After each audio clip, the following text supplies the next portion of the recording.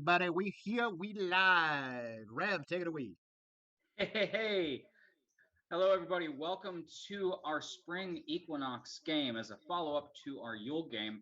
And I think that, hopefully we'll be doing this, once a thing. But today we have a wonderful host of guests here, Adam Ursus being willing to allow us to use his platform to be able to get out to more people to be able to enjoy our show.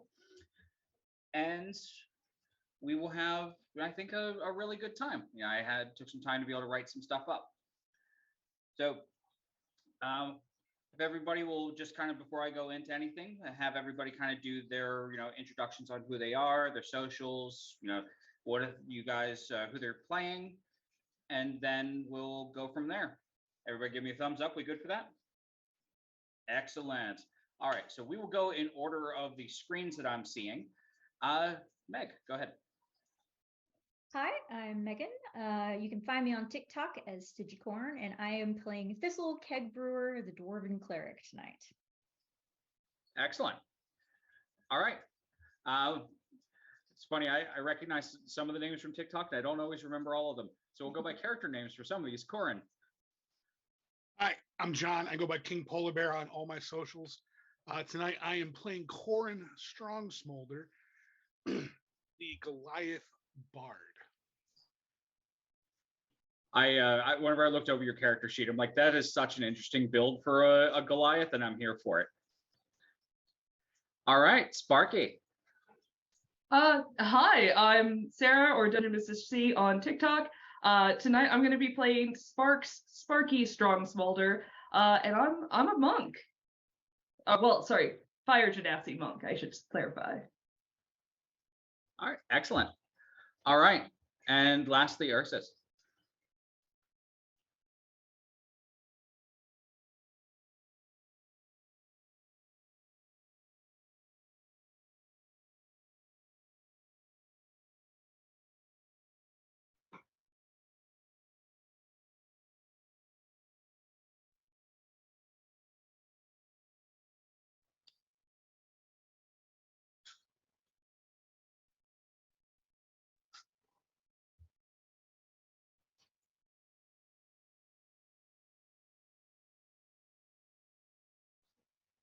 Excellent.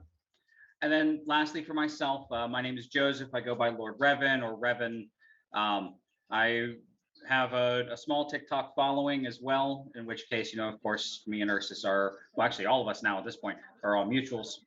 I have a little bit of streaming thing that is on hiatus, which is the Shadow Hearth Society, which hopefully I'll be able to get that back up and running at some point. But the world is the world right now, so we'll figure that all out as we go. But I think without I was apparently muted on stream, so I'm going to repeat my shit. Oh, go for it. So, hi, I'm Adam. I'm the Blind GM. You can find me at the Blind GM on Insta, on YouTube, on Twitter. I don't really use fucking Twitter because Elon Musk is a terrible person. And also on TikTok. TikTok might be going away, so go find me on those other things if you want to stay tuned for what the fuck I'm doing. Tonight I am playing Owlwishes, a awakened owlbear druid. That's all the things. Now, go kill us or something. With pleasure. We'll be starting off tonight by going into this as our spring Equinox game. D&D has many types of stories. We have our adventurers, our old-fashioned kick in the door and slay our monster types. We have our political games. Tonight, my friends, we have a love story. Now, love comes in many forms, both beautiful and toxic, and tonight we shall explore some of those. The party is in the village of Mistwatch. They had just recently completed a mission for the Firelight family, a family associated with the arcane school, the Divine Arcanum. As a part of their reward, they were cordially invited to attend the marriage of their daughter Gabrielle Firelight and Vale Pilaniru, two women of status. The Firelight family is a family of famous artists from the Sea of Glass, the home of the fire genasi in my world. And Vale, a retired adventurer who runs a successful fruit orchard out of Mistwatch. The morning is crisp. Thin layer of frost grips the leaves, stubbornly holding on before its inevitable demise to the morning sun. The smell of the ocean wafts through your inn windows as a cry of gulls echoes from the walls as they seek their fill of breakfast. You strangely awaken within your tavern rooms, finding that your clothes from the day before had been properly cleaned and pressed. Any tears, missing buttons, repaired and replaced. Even your boots were properly shined and repaired. Something that you hadn't requested, but somehow or someone had done so in the middle of the night. A light dusting of snow and a thick bank of fog envelops the town. Mistwatch, well known for its morning fogs from the cold fronts from the land and the warm fronts from the sea. A light dusting of snow, repeating myself. Light dusting of snow and a thick bank envelops the town. A massive sword in the bay, which is a monument within the town of an oddity that nobody knows where it came from. Big 60-foot piece of steel shoved into the bay. Is only barely visible through the morning glare and the cloud of mist. You all meet up at the floor of the inn that you're staying at, the Silvered Pearl, a famous inn in these parts for some of the best in shellfish and hush puppies in the area. You guys have a chance to go ahead and, as you're coming down, have a chance to do your role play, interact with each other, and then I will pick up here in a moment. I think Aloysius, upon seeing the kind gesture of the cleaning of the clothes and the shining of the boots, will spend probably a solid 10 minutes scuffing and muddying them up again. I just gotten the right patina of filth built up, and I'm a little perturbed that somebody took that away from me. So yeah, he spends probably about 10 minutes in his room scuffing things up, and even now in the common area of this inn is probably still like taking like a somewhere he found some like sandpaper and is like rubbing it on one of his pauldrons and just kind of, this is stupid shining. You can't fucking hide in the woods when you shine like this. You realize that it's ridiculous. Thistle's gonna walk down the steps into the common room and see him doing that and be like, "What the hell are you doing?" I'm just the patina of dirt that they had on the out is gone, and I want it back. So I'm putting it back. And you told me last time that I'm not allowed to roll in dust anymore. Not to mention there's snow out there. It's not really dust, and every time I roll in that snow, I just get clean again, and that's just no good for anybody. So I'm here just with sandpaper this time and just kind of roughing some stuff up. It's fine. You know we're supposed to be going to a wedding, right? They probably got you and all they nice go and and clean. I'm aware of that, and they went and they did the cleaning thing. I can't be respectfully dirty for these people if they clean it for me. I don't know what accent this is anymore, but I'm leaning into it. It works. All right, whatever you say. She's I mean, just I'm gonna not sit telling down you, at the table. I could go roll in the dust if that's okay. I mean, I could go do that.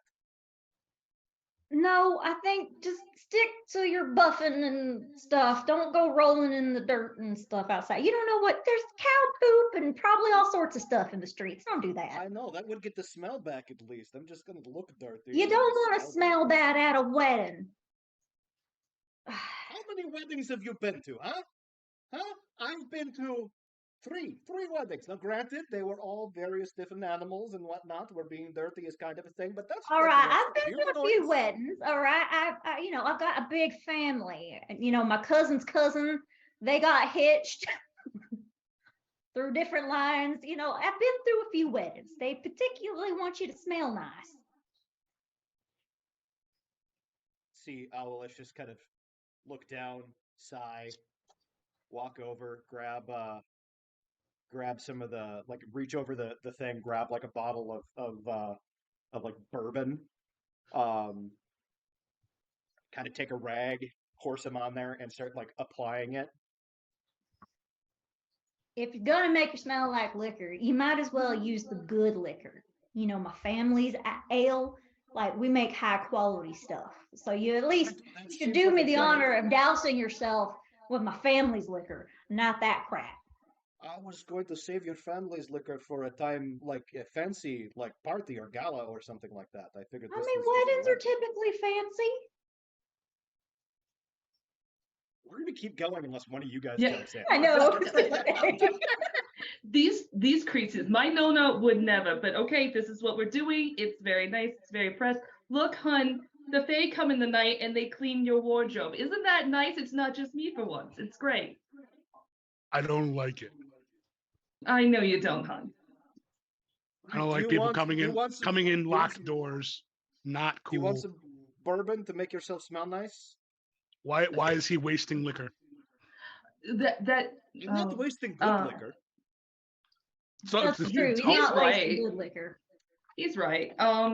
Look, hun, I understand the doors were locked. It's gonna be fine. It's what the Fae do. From what I understand, like magic folk do stuff. We're just so used to living in the sticks. We're back in the city, hun. It'll be great. sure. Whatever you say. And you did teach the girls the message spell, so they're gonna check in every week now that we're traveling on the road on a regular basis, right?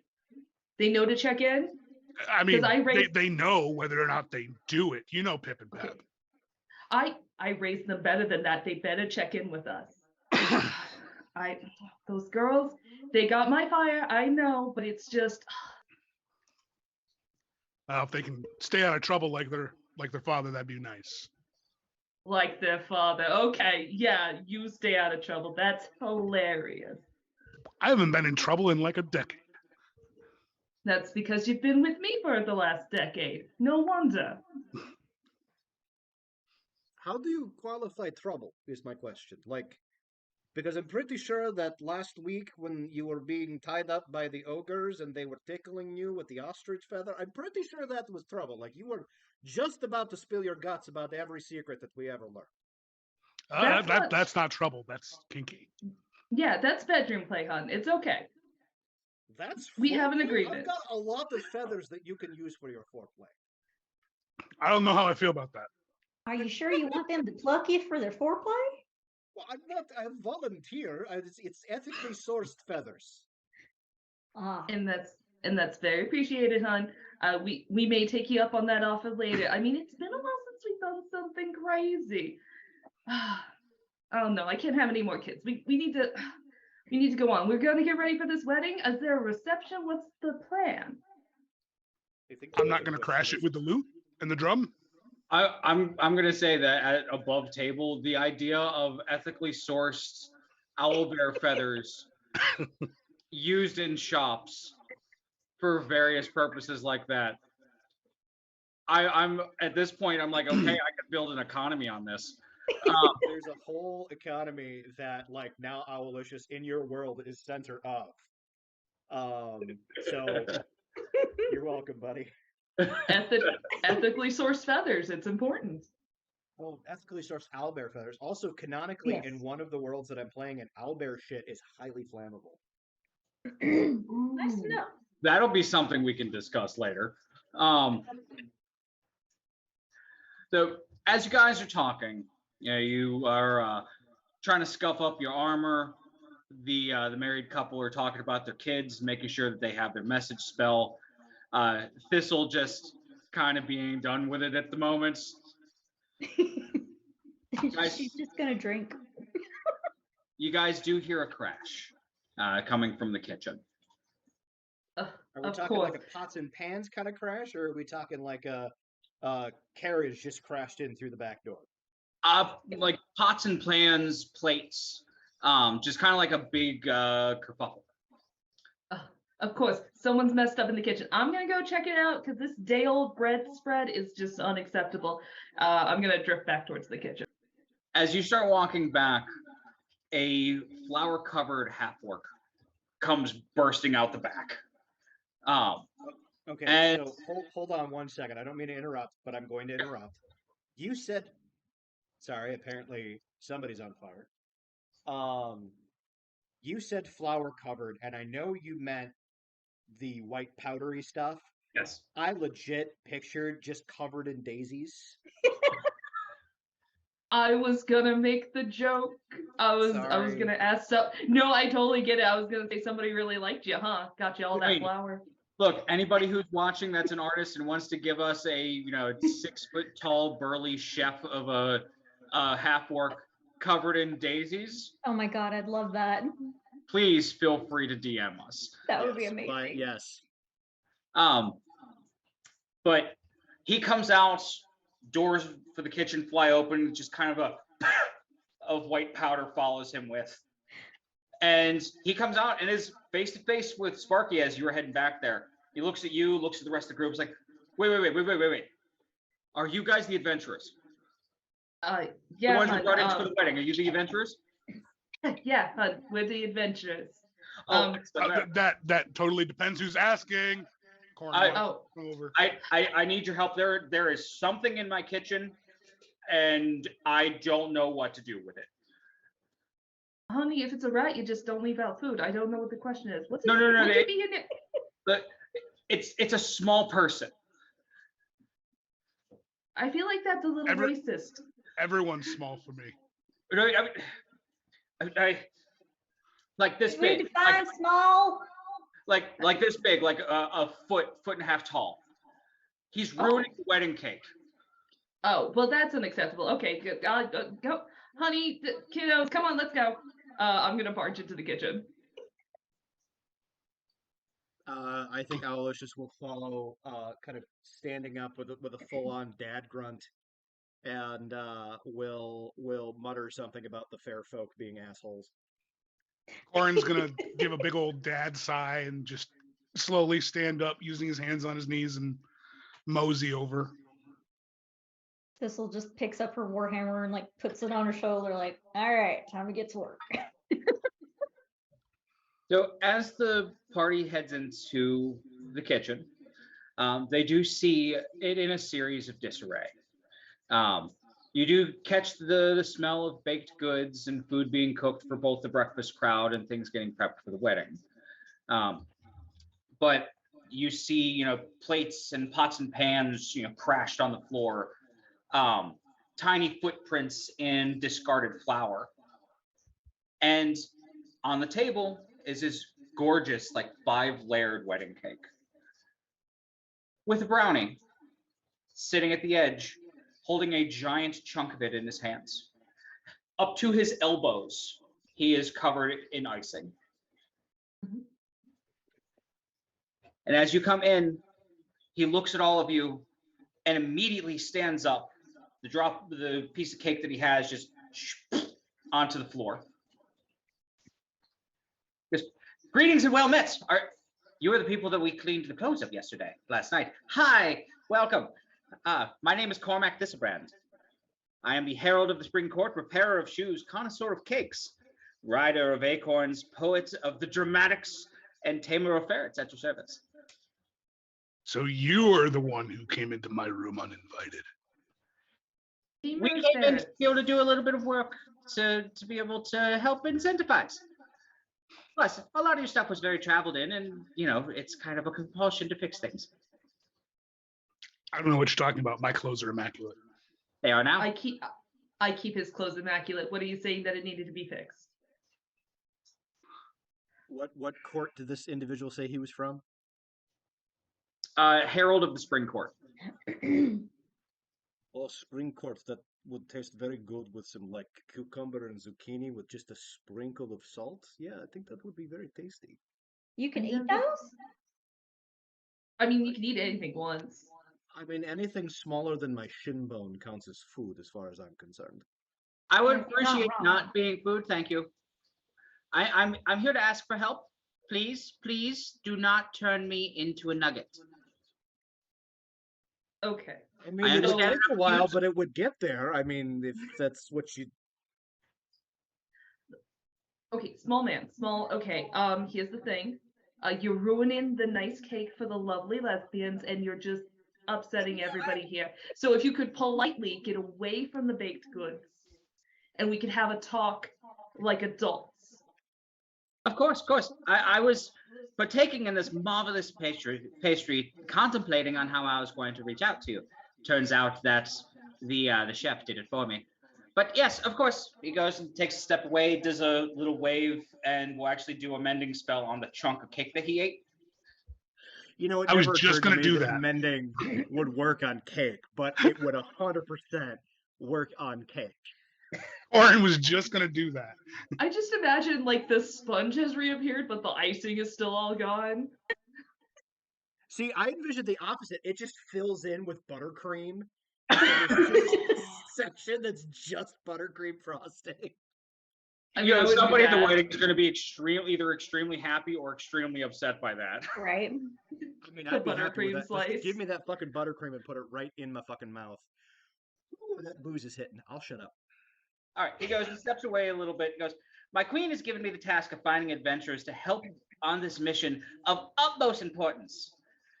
The very seasons themselves require you to save them, lest they be thrown into an eternal winter by the Ice Queen herself. Please, I beg you, help us. Let's pause. progressively Let's pause here a little bit.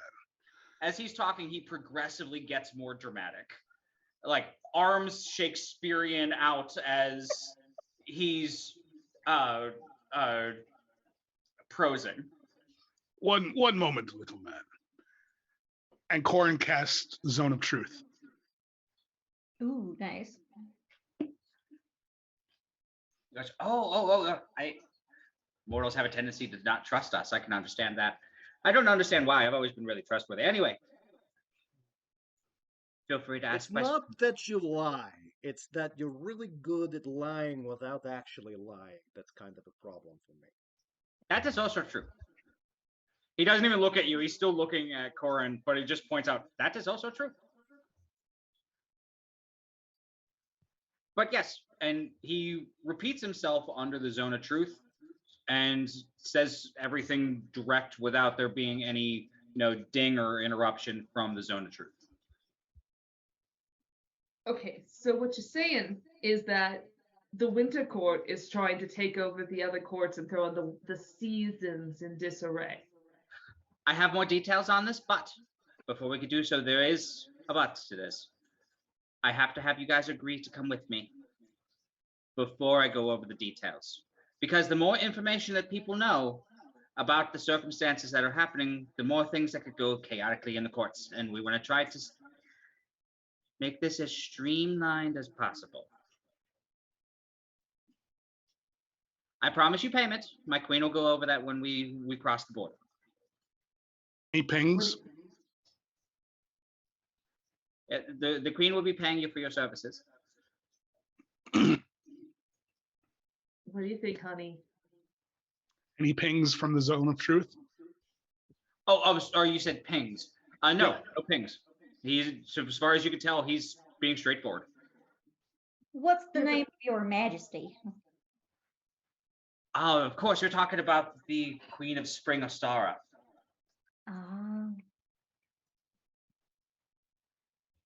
Lovely lady, has lots and lots of daisies. Mm-hmm. So yeah, but this is Fey payment. That's the wrong accent. Oh goodness, they could just be offering us like flowers or acorns or something. It could be something trivial to us. So the question is, are we going to take this job? I just look at Thistle. I mean, it could be fun. It might be more entertaining than going to a wedding. I mean, I'm just saying, some of the weddings I've been to have been a little boring. Define payment. I would not be one to put words in my queen's mouth. She told me she would pay you. And it would be, what's the word that she used? Acceptable by mortals. All right. So lots and lots of mice. Got it. Well, We do and have maybe a lot of for mice you. in the Feywild. Some of them taste like cotton candy. Interesting. Why does she want us to do this job? That comes with the details. Hmm. Of course it does. I know I'm being vague, and I know that the mortals have a tendency to not appreciate the vagueness of statements. But it is important, because even if, let's say, you were correct and we paid you in acorns, would not the importance of having spring release a hold of the winter on the prime material plane be worthy enough? Okay, so I have a very important question. If we go talk to your fairy queen, do we still have to take the job if the pay is not acceptable? That Yes. is true. You're just asking us to go. I was asking you to accept before we go. Accept before I go over details. I I mean, would- what's an afternoon? I promise on the court of the Fae that this is a worthwhile venture and has the ramifications to be able to affect the prime material plane. Well, why not? We could be heroes. More than we already are. They'll sing legends of us. Am Yes, I right, Just for Bard? one day. She's doing it again. Volunteering us when we haven't decided as a group. I don't like I it. know, honey. I know, honey. We'll work it out, and also it could be fun. It'll be an adventure. That's what we signed up for. That's why we left the bar and we went on this adventure. Since our kids were gone, let's. I mean, what? I mean, it is the Fae. So there's a lot of what is the worst that could happen. There's a big, broad spectrum, but like it's also maybe saving the weather. So you like sunshine. Yes. So we save sunshine. Let's come on. Let's. It could only be so bad. Corin's gonna look down the entire 7 feet at the little dude. 6.5 feet. 6.5 feet. Give the brownie some credit. Yeah, yeah. Well, 6.5. Tell me this, little one. Why are tabaxi podiatrists so good with money? I don't know. Because they're experienced bean counters. Because of the beans. Exactly. Oh, that is. I'm going to tell the queen that today. You have my permission to use my material. That is wonderful. Thank you. See, and we get to take your show on the road. We can get you in front of larger crowds, just like we always wanted. Aloysius leans down to Thistle. I don't get it.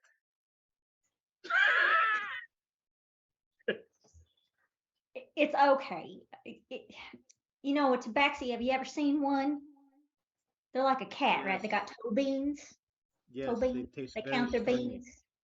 Yeah, their beans. They're very stringy. We're not talking about eating them. I hear they make great violins. Ursus, as to the first one of the evening, go ahead and give yourself a DM's inspiration.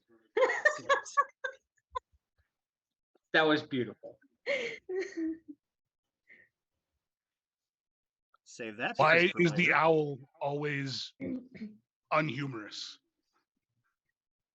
Oh, honey, from what I understand, owlbears don't have funny bones. It'll be fine.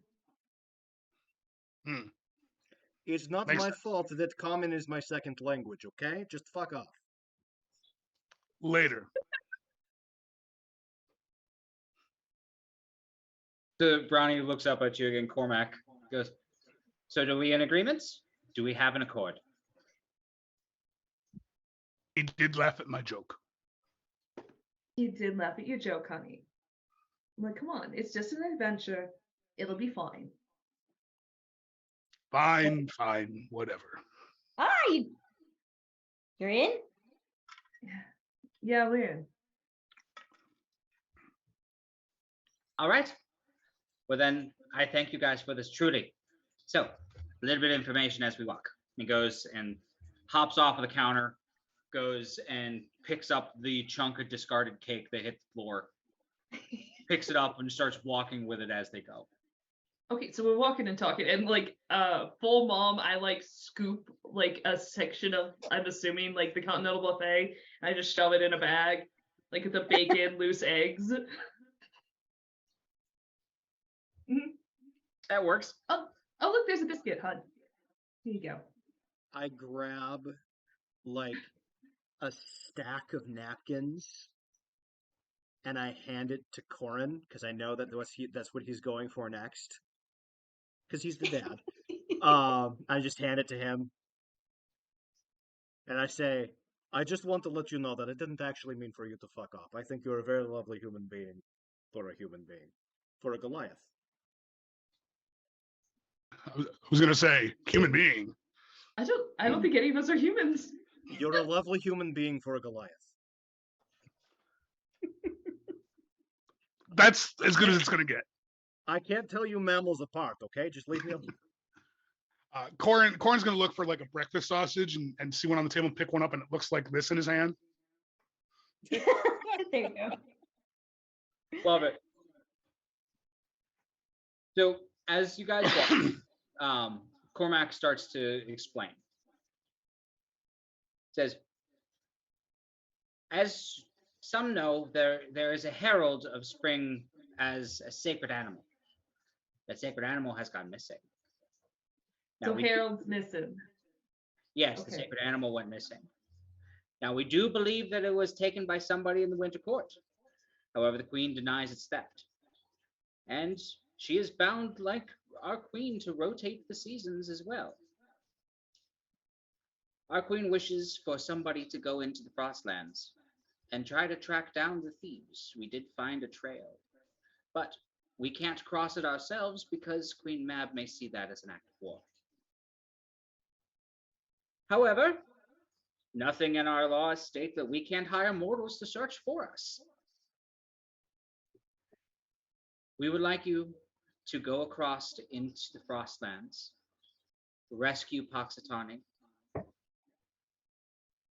and come back with our Herald of Spring, lest the winter keep its hold on us.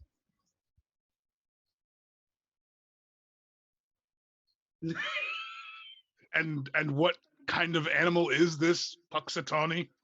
Well, of course, he's the groundhog. Of course. Groundhogs are the ones that come out and herald the spring on your world as well, don't they not? There's one named Phil somewhere. Yes, I believe that is a long distant cousin. I was so excited to obstinately call him Harold this whole time. And now I can't because this is too stupidly good. Yeah, I made the bad guy in the Yule game fucking elf on a shelf, so I'm here for Puxatawny Phil. Yep. And I For the hope record- this trend continues forward. For the record, your reactions once I said Poxitani, priceless. It is exactly what I had hoped. Everything you'd hope for and more. And more. I was But we request you guys' help in this endeavor, and an important part of this, an extremely important part. Once you've rescued Poxitani, and you could do to the thief what you will, but do not explain the details to the Queen, simply for plausible deniability. So we're following the letter of the law, but not the spirit of it. Okay, yeah, no, I got a cousin who's into that. Yeah, sounds fun. You lost your roan, we need to go get it. And then the sunshine will come back. Okay, seems. How hard is it to find a small rodent in a full countryside? Like, do we have a general idea? Yes, and I will show you. And as you guys have walked, he has essentially, like, you guys have walked down the hallway a little bit, and like he said, probably about half of the story in front of the water closet. And he opens the door, goes, follow me. And you watch as he goes and touches a piece of mold that's on like the corner of the water closet.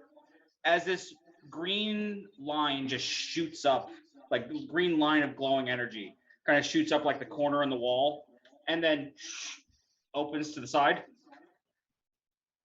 Come, we need to go to the Feywild. Oh, I'm just gonna look at Sparky and Corin and be like, well, I guess we won't need the wagon or the horses R and V. yeah, looks like it. Okay, hun. And I'm gonna smack Corin on the ass and go on through Why do I have to go first? because you're so I brave, smack honey. Koran on the ass because I think that's what mammals do, and I walk through the shit closet.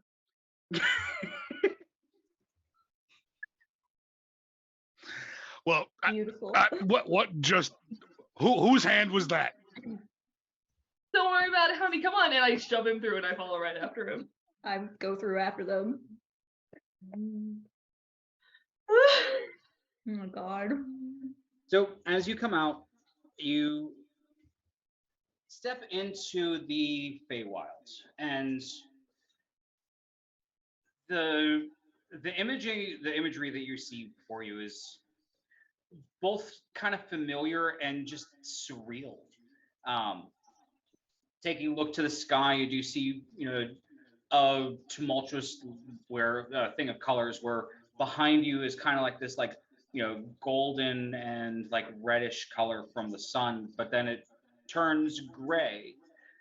And to the where it's gray directly in front of you is a layer of freshly fallen snow, leading to a forest of trees that are themselves crystalline of ice. Behind you, you see a field of tulips.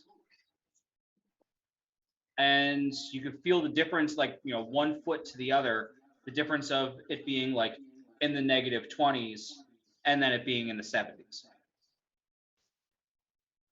And within that field of tulips, you do see a large tent. The best approximation to it is almost like a large circus tent. It's got the red and white stripes.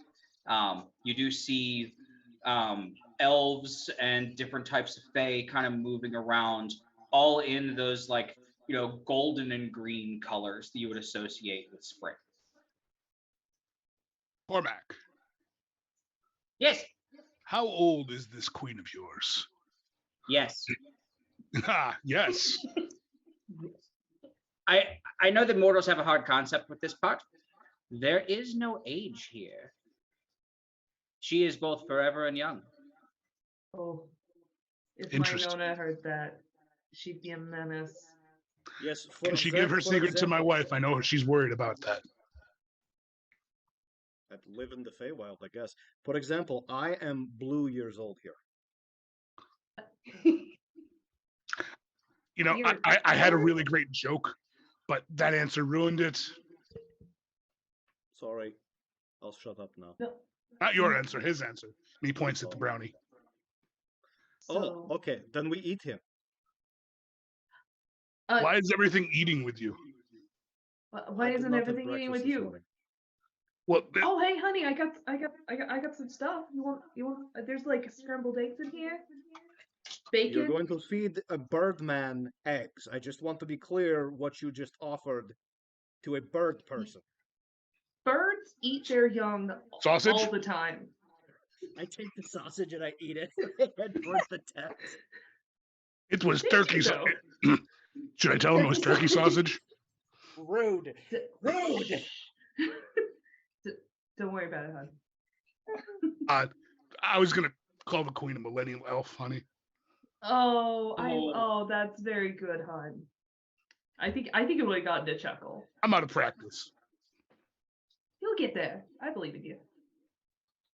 All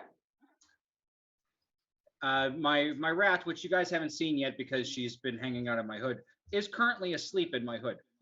Aw. You can't hear it on the microphone, but I hear a little tiny snore. Oh, it's adorable. It is adorable. I have two voidlings to my left who are both fast asleep.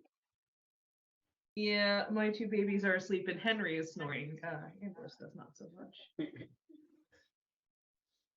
Um, so Cormac, after the exchange of jokes, some of which he doesn't fully understand, um, goes, "Okay, I have brought you to the Baylands. I have gotten you your acceptance of the deal. Would you like to meet the Queen to understand your payment? Yeah. This way, then you could ask any questions that you might have that I can't answer, because while I am the Herald, I'm not always told everything." That seems smart. You seem, I don't know, a bit like a snitch, but who knows? He's not a narc, he's just loquacious. Oh, that's a good point. I don't think that I have ever looked like snitch like a bird.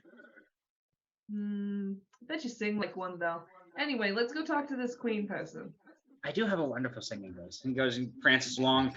At this point, he is like licking his arms from the icing.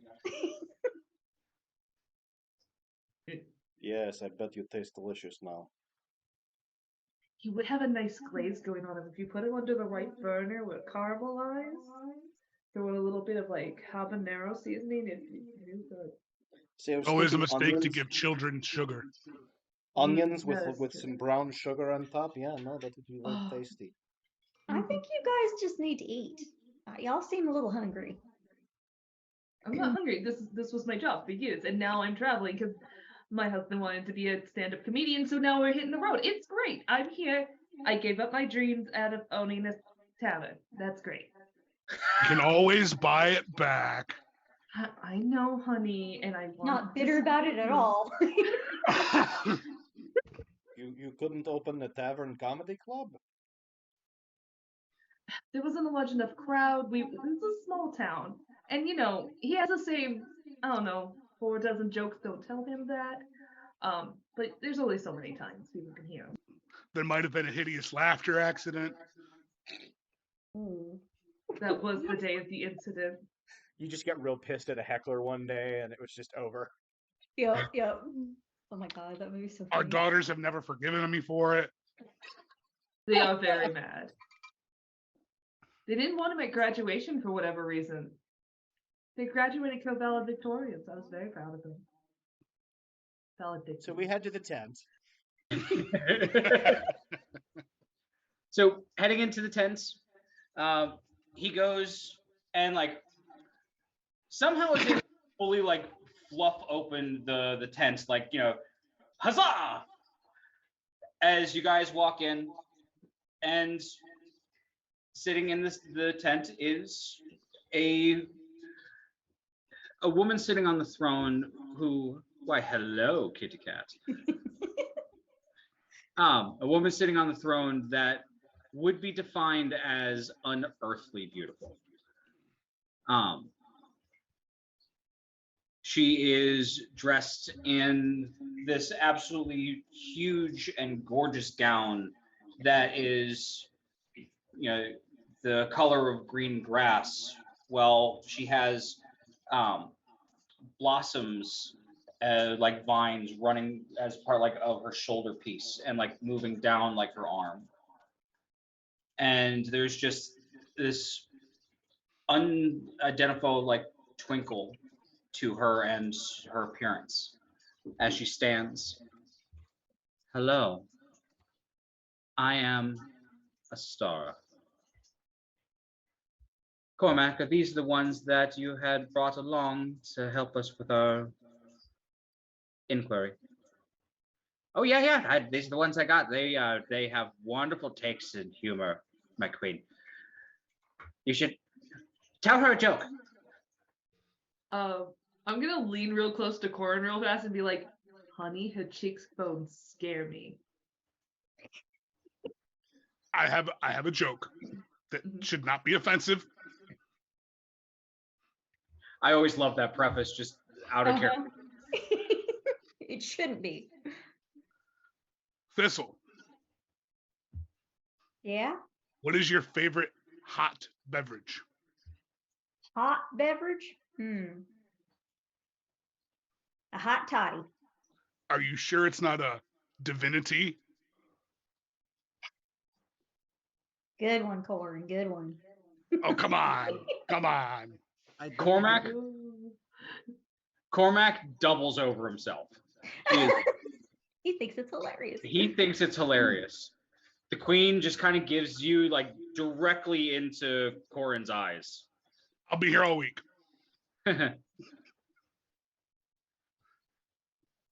That was an amusing joke for mortal. Divinity. Cormac, we should try to find some divinity. That sounds delicious. See, Now, I'm helping. What they do have a lot of here is immortality. Rubbing off on her. she goes, I am sure that Cormac explains some of what is going on. And I'm sure that you guys have questions. How can I answer to help make this process easier for you?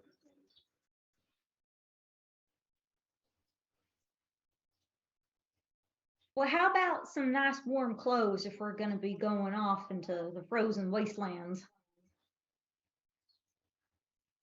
Yeah, you really do need your jacket. Gotta stay bundled up.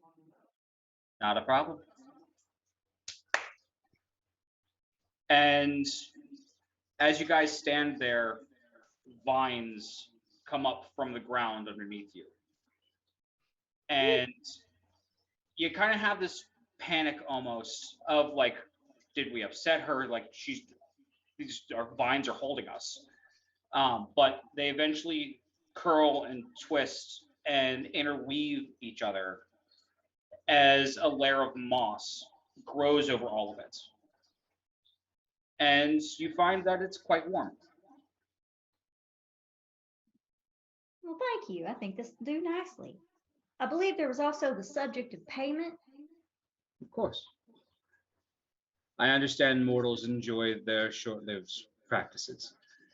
So yes, there will be payments.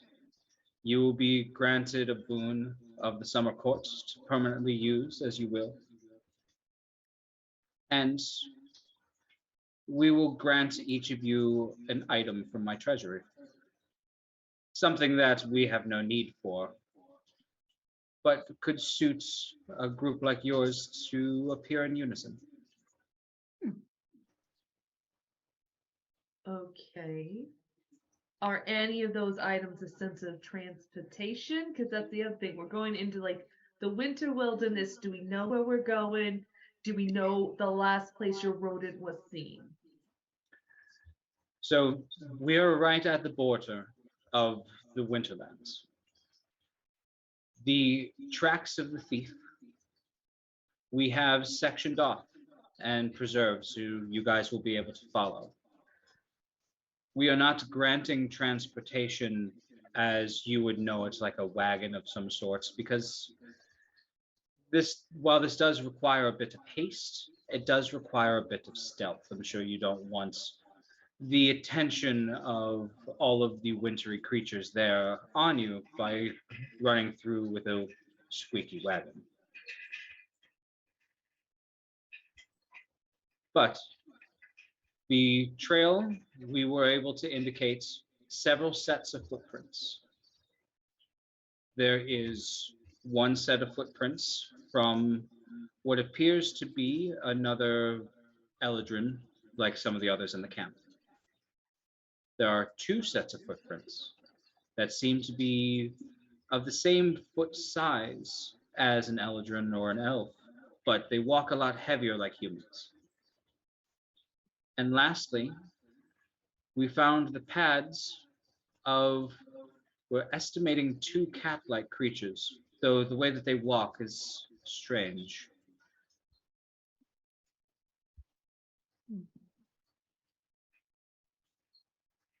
Seems that the party of thieves is very small, but of course we can't pursue. What do you mean they walk strange? What about the cadence of the cats seems off?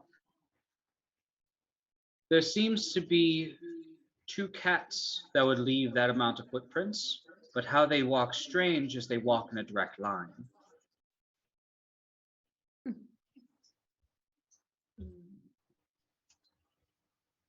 And by that I do mean snout to tail.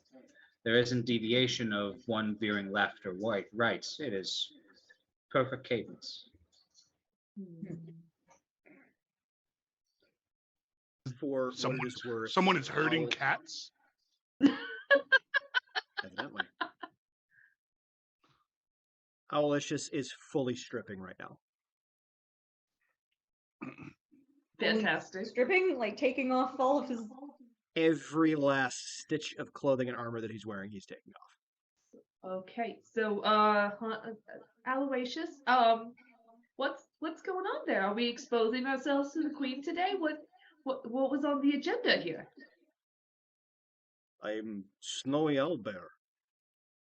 If I go around wearing armor in the snow, I will look like owlbear in armor. I go around looking like a snowy owlbear in the snow, I look like a fucking snow owlbear. I mean, He that's has a good point. Yeah. True, but don't you kind of need armor, extra protection? We don't know Eh. what we're gonna be facing out there. The And I guess armor it's a is cloaca. immaterial for ultimately what I need to do. So I will simply go naked for now, and if we need armor later, I put it back on. Corin is mage handing a towel in front of him. I mean, he's legit an I mean, owlbear. I can't imagine you th- can see I was about to anything say through the fur. cloaca. You wouldn't. It Yeah. wouldn't. Yeah, there's a cloaca and everything. Like it's a whole It's- thing. Yeah. It's the propriety for the queen.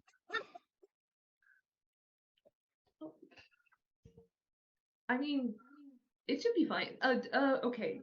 So we're gonna wander through the wilderness, the naked owlbear, which is redundant because most owlbears are in fact naked.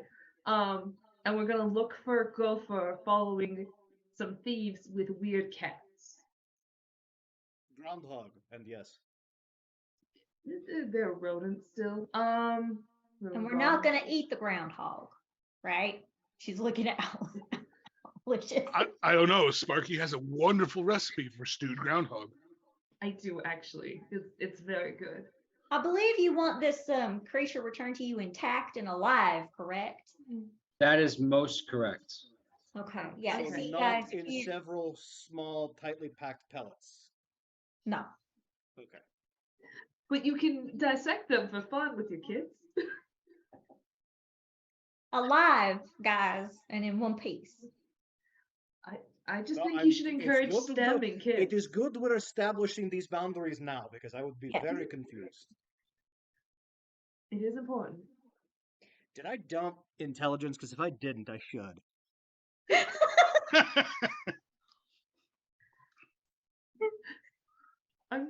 I'm very excited for this. All right. Okay, so we're going. I guess we're going. Do you need anything else from us before we go? Are you giving us any other boons before we leave? You dismiss us, we dismiss ourselves. What's the deal? Of course. So, I can't give you anything now because that would be more assistance in aiding you, and we don't want to have an interplanetary issue. But you do have an award coming with Pakistani's safe return. I have important question. It is not you giving us anything except for maybe a memory. Do you have the blanket or the box or something that the groundhog has slept in on or pissed on? Oh, like the wubby. Okay, yeah, you got the wubby. Idea. We do, in fact. May And I have a good strong whiff of the wubby? so she looks over at Cormac, and Cormac's like, "Oh yeah, not a problem. I'll be right back." And he goes and bounds away. Comes back a moment later with a small three-piece suit.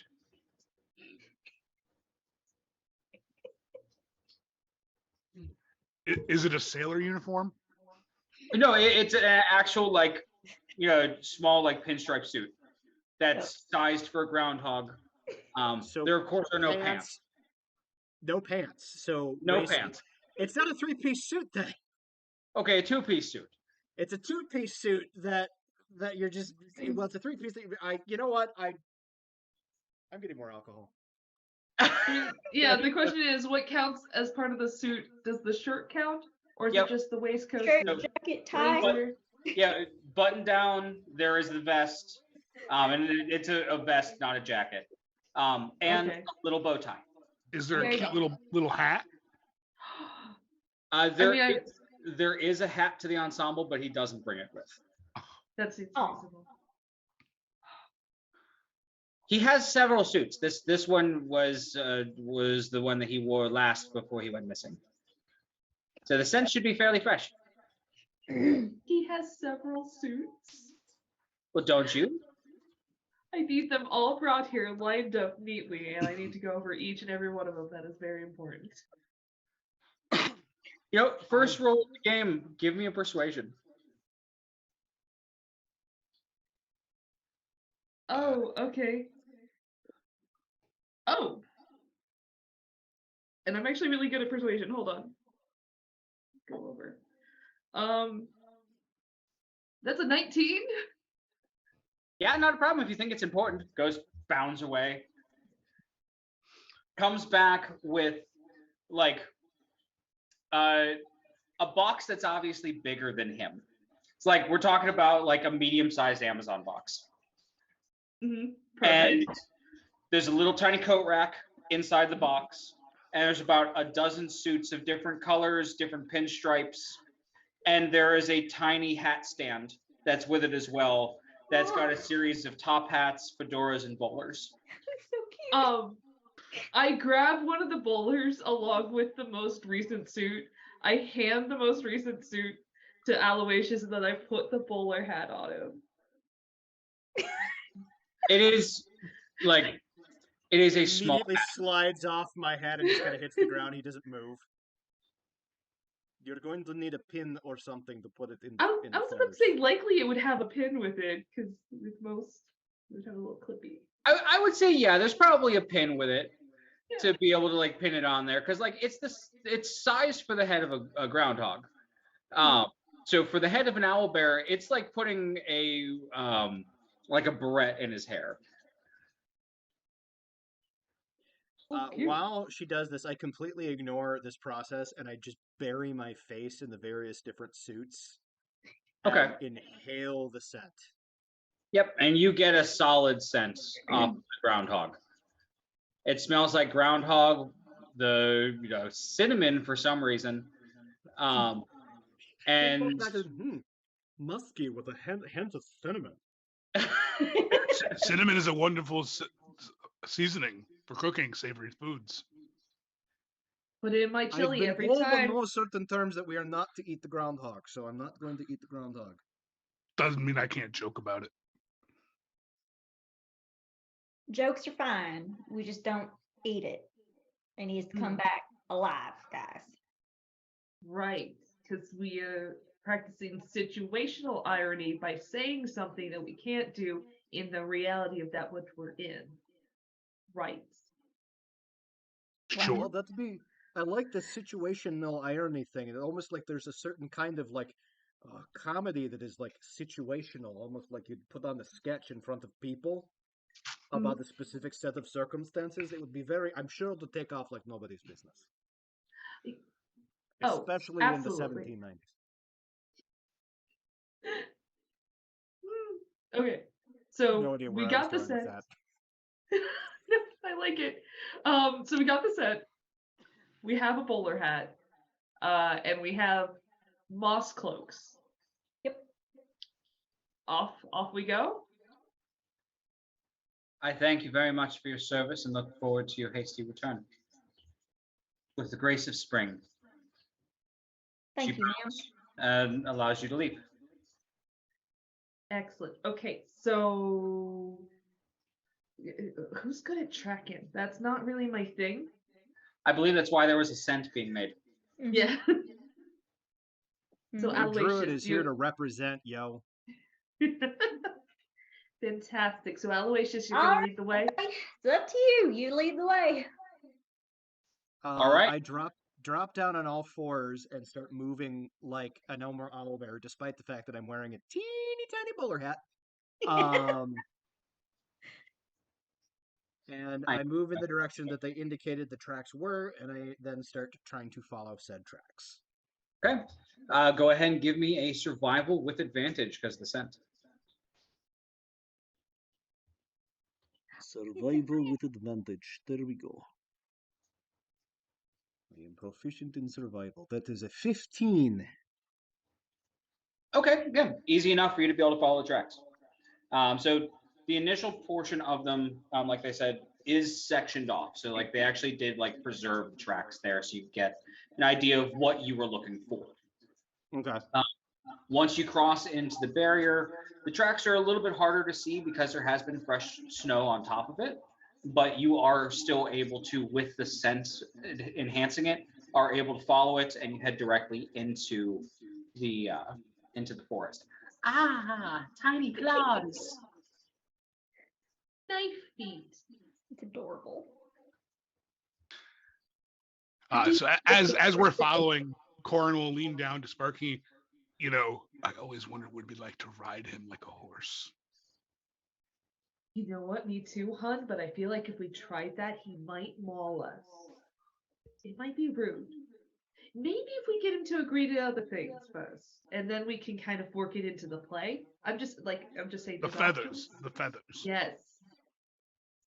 We just really gotta negotiate it out first, because it could go either way. He could be really into it, or he might be really against it. You never know. I mean, I could always use command. Oh no, You- consent is You everything. hear over the sound of the crunching snow. You know, owlbears famously have really good hearing. So, what do you say, babe? Are you down? Is that something you're interested in? Is that something we should talk about back at the end? What do you Just lean into it. I am not against the riding of it, but you use command on me and I will fuck up your day.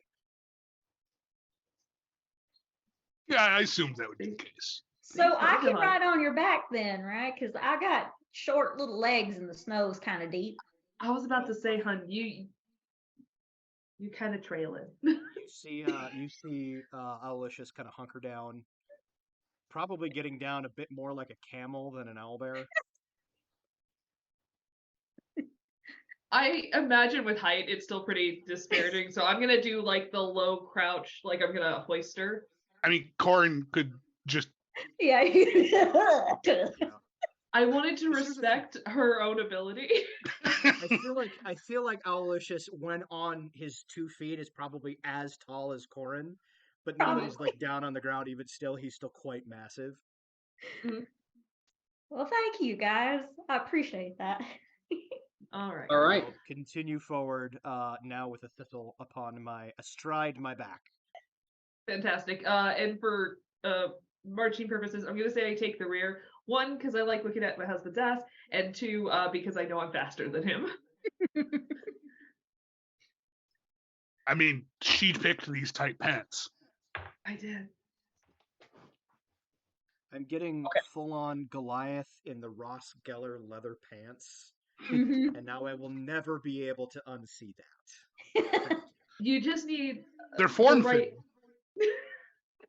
All right. So for a skill check, this one is going to be a little bit odd. So I need a perception check from everybody. I need you to roll it with disadvantage, but give me both numbers. Okay. So I have advantage on perception anyway. How do you want me to handle that? If you have advantage on it anyway, then just give me the straight number. Okay. 22 and 18. Okay. 25 and 16. Okay. 23 and 6. Okay. Just a straight old 18. Okay. So as you guys are moving along, and you guys all did pretty good even with your disadvantages. Anybody that's gotten above a 16 on the disadvantage part of the roll, which I think is everybody but Thistle. Mm-hmm. You all hear this first before you see anything. You just hear this low born growl of a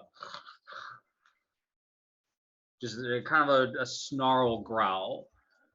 And as you guys focus your attention, you do see in the tree right above, well, the tree probably about 10 feet ahead of where the leader of the party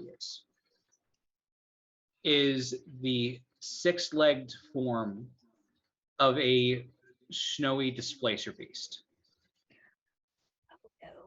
It's got snow leopard-like spots along its entire hide and along the tentacles. Honey, look, snow puppy. It is friend shaped. Oh, it's Hello, my magical. friend. If you are not careful and not very, very friendly, there's going to be at least 3 people here that wish to boop the snoot. That Um, that is. For uh, for Owlin, as you were tracking, you now see what they meant by the paws, like because you were seeing the paw prints, and it didn't make sense because it looked like there was literally like 2 leopards. But now you see there are 6 legs on this beast. Or there were two leopards, one mounting the other and walking at the same time. That Ladies and gentlemen, welcome to the rated R portion of our stream. Right. Sometimes things get stuck together. Rated M for mature. I mean, this is, spring. I mean, Utility. I mean, look, this is D&D. We were talking about our friend Abria earlier. Yeah. Yeah, She's so this hot. is rated M for monster fucker. Yeah. I genuinely think that was like the snowy the snowy displacer beast never occurred to Owlicious. I genuinely think his working theory was a leopard that mounted another leopard and they were just walking because they were stuck. Could have Like, been. I think that was genuinely his working theory. It totally makes sense. So, well, you acknowledge it, and Thistle, for the record, it takes you a second because you're riding on his back, and everybody has stopped to look up and see it, and it just like, why are we all stopping? And then you see it. She was distracted by trying to stay mounted in the feathers. Yeah, there's fully no saddle there. Staying mounted can be difficult sometimes. Mm-hmm. Right.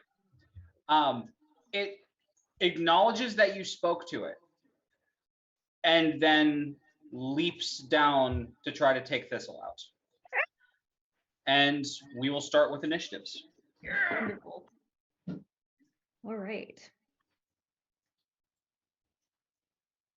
I'm going to murder you in the face. I got 10. Yeah, that tracks. Like, it's so low. I have a good initiative for once in any of my gameplays. I rolled a 1, so I have a 4. I too rolled a 1, so I have a 6. Wow. Holy shit. Wow. I rolled a 6. You will go first. All right. So I know you guys gave me all the numbers, and I was in the process of rolling out the displacer beast. So I got Thistles. Corin, what was yours? 6 total. 6. And then Alan was also 6, correct? Alicious was a 6. Corin will first. Delicious.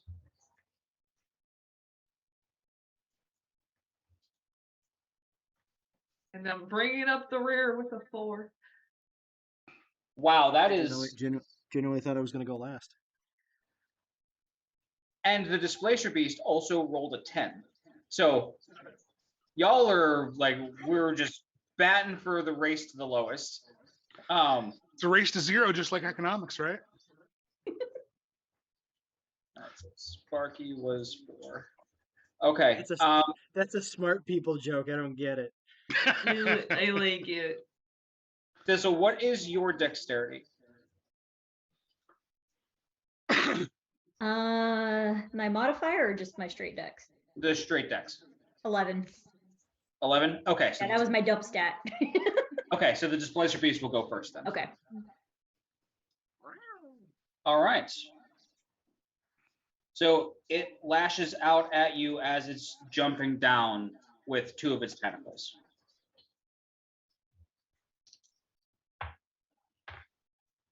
Well, one's a critical miss, so that misses. The other one is a 21. Cutting Yeah. words. Yes. Cutting words. Okay, go ahead and roll that. So Corin's gonna go here, kitty, kitty. Take 6 off of that. Nice. Okay, so a 15. My armor class is 15. That's a good attempt. All right, so 6. A total of 10 piercing damage. Well, you don't have to separate piercing and bludgeoning, I assume, for yourself, correct? No. Okay, so then just 10 damage. Yep. Okay. So it lunges from the trees. You are able to react in time quick enough for the first tentacle to just completely whiff as the second one reaches out, and even though the cat is distracted, still just kind of grazes you as it hits the ground and does that thing where whenever cats pounce and hit the ground where they hit, they pounce and rotate, Yeah. and it just stares down all of the group, tentacles flared up as you watch as its form goes from being, an individual image to blurring along the lines of itself within, 4 to 5 feet of itself. It's just its image going back and forth. All right. Honey, Okay. there's multiple cats now. Many cats. Multiple cats. Thistle, you are up, and Corin, you're on deck. All right. I'm going to cast Burning Hands. Except her Burning Hands is going to look a little different. She's going to take out a keg of ale. She's going to take a swig. And since this is a 15-foot cone, she's going to like spit at it like one of those like fire spitters. That's so fucking metal. Yeah, so she's going to take a swig, Burning Hands at the creature. All right. What is your DC? 15. And that will be for Dex, I believe. Yes. So it does fail. Haha. So 3d6 fire damage. And that would be 11. Okay. So you do notice that whenever the fire goes at it, it doesn't seem to like disrupt the image, and you're not quite sure if it's done the solid, like the full damage that you thought it would. Gotcha. For my movement, I'm gonna slide off the other side of Alicious. That way Alicious is between me and the displacer beast. All right, excellent. And that frees him up. That way he can do whatever he needs to do. All right, will that be your turn? Yep, that's it. All right, Corin, you're up, and Alicious is on deck. Corin's just gonna look at the cat and squint, and just say, "Cats always have something impertinent to say," and cast Vicious Mockery. Nice. So wisdom Alright. save. Wisdom save. All right, that's going into dice jail. That's 2 1s. That thing is. All right. So it takes 6 points of psychic damage and has disadvantage on its next attack roll. Ooh, nice. Okay. So again, you don't think that it's taken full damage from that hit, but the disadvantage will sink in though. Okay, Alicious, then Sparky. Okay, Aloysius growls as Thistle, his charge, has taken some damage. He will stare down at the snowy displacer beast, growling probably in Druidic, bad kitty. He plants one foot hard, plants the other foot hard, and I'm going to cast Erupting Earth, just encompassing the bad kitty. He needs to make a words are hard when you're not looking at the right thing. I think it's a deck save, if I remember right. It is a dexterity save, yes. Okay. Nope, he fails that. Okay. So he is going to take a number of damage equal to something that is not going to roll because it's not happening. What's happening right now? There it is. He's going to take, holy shit, 32 points of damage. That is, give me a second, bludgeoning damage. And the area about him is now rough terrain. What's the area of effect on that? Was it 10-foot radius? It's a 20-foot it's a 20-foot radius, so I kind of just put him on the edge and angled it a little bit further away from me so it doesn't affect my party. Okay, not a problem. So you do the. Oh, go ahead. And then as I do that, I'm going to cast as a bonus action, and it is a cantrip. I'm going to cast Shillelagh, Shillelagh. just so that my natural attacks are now a lot more terrifying. Okay. So And you go and cast the erupting earth as the frozen ground, and everything within that radius just pops up and just kind of sprays earth and ice shards everywhere. And in the process, you actually fell 3 of the crystalline trees, just kind of shatter and collapse on itself within the radius. All right. And then you said that was 32 damage? Yes. Okay. It was 3 die 12, and it was a 10, 11, and 11. That's like insane damage. nice. That is amazing. That's amazing.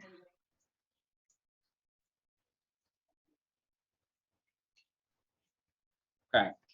After all of that is said and done, let me take a look at its things real quick.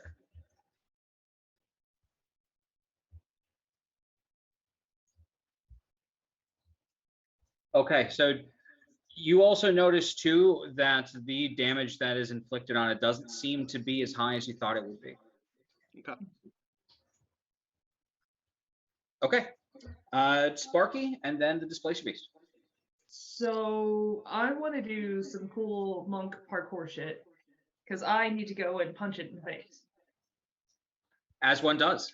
Yeah, so I'm gonna. I have 40 foot of movement. I'm sure I could get within range of it, even Oh, yeah. over hazardous. It's only 10 feet away from you. Okay, fantastic. Please So I'm tell gonna me do. you Deuce of Hazard slide across Owlicious, because that would be Oh, amazing. for sure. I was kind of picturing like with the bow staff twirl over, and then land, tumble, and go for the first strike. So I just make straight attack rolls. So your attack rolls will be at disadvantage, but let's do them one at a time because Okay. that can change in the moment. Yeah. So first attack disadvantage with the staff. That is a.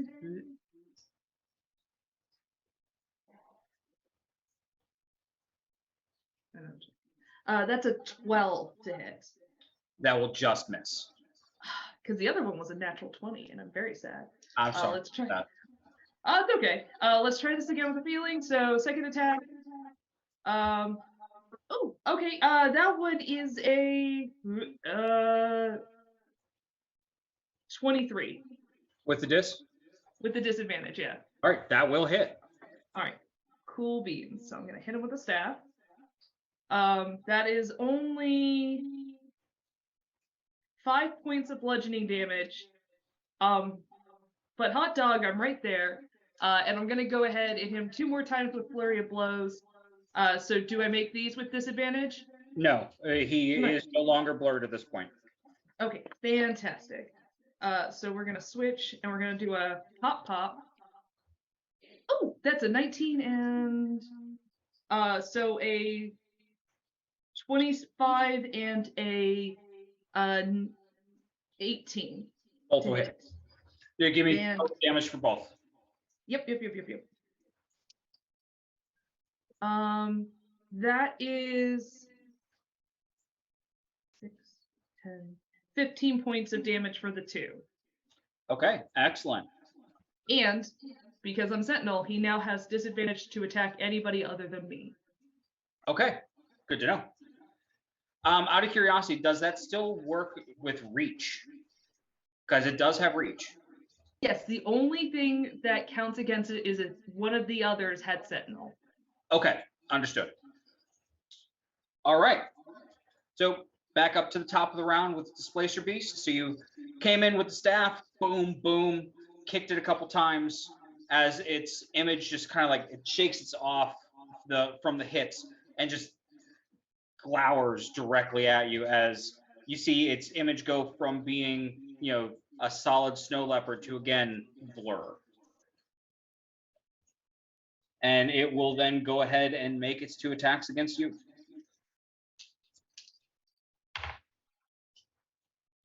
That's going to be a 27. I'm sorry, First, 25. first one's at disadvantage. Oh, right. Oh yeah. Thank you. That'll miss.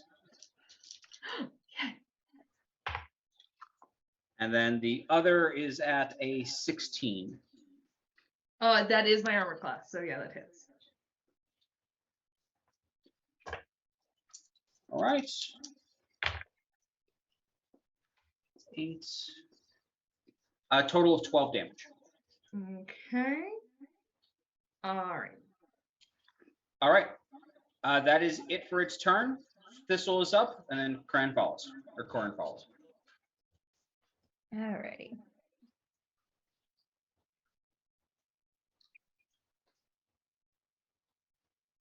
All right. Aloysius, are you still like on all fours or have you stood Yeah, up? 100% still on all fours. Okay. Well, I'm gonna move so where I can see the displacer beast. Or no, phase, whatever it is. Yeah, no, it's a displacer beast, right? It's a snowy displacer beast. No, a displacer beast. So I'm gonna move so I can see this thing. And you said it's still kind of blurred, right? Yes. Once it got back to the Okay. top of the round, its image blurred again. I'm gonna make a best guess of where this thing actually is standing based on Sparky and kind of where she's standing and looking. And then I am going to count, so it's a cantrip, Toll the Dead. Oh, excellent. Constitution save, correct? It is Wisdom. a wisdom save. Wisdom. Okay. So- No, it fails that. Alrighty, it's gonna take 2d12. All right, hold on, let me roll that. Yes. 2d12. So that is 24 because I managed to roll 12 twice. So 24 Nice. necrotic damage. Nice. Hot damn. Yeah. That might be the best use of Toll the Dead I've seen in my career as a DM. Oh, that is awesome. Fucking That same. makes me excited. All right. It takes solid damage. It doesn't take as much as you thought it would, but it still is a nice solid hit, and it definitely like reacts to the ringing of the bell. Haha. All right. Ring the bell. Was that it for Thistle? Let's see. What do I have for bonus actions? What am I gonna do? I forgot what that does. Hold on, let me look at my stuff real quick.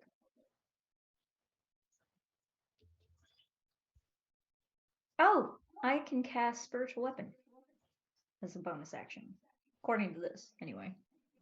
That is correct. Yeah, because Toll the Dead Okay. does the cantrip, so you can do that. Yeah. Okay. And you also get you get a swing on it too when casting. Nice. Okay. So yeah, bonus action. What is the weapon for cinematic points? A giant keg. Yes. Giant keg. And you yeet the spiritual keg at it. Yes. Go ahead and take your roll. Sentences I never thought I'd say for 1,000, Alex.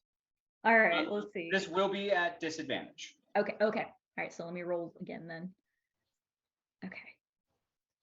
Damn, okay. So the first one was a 10.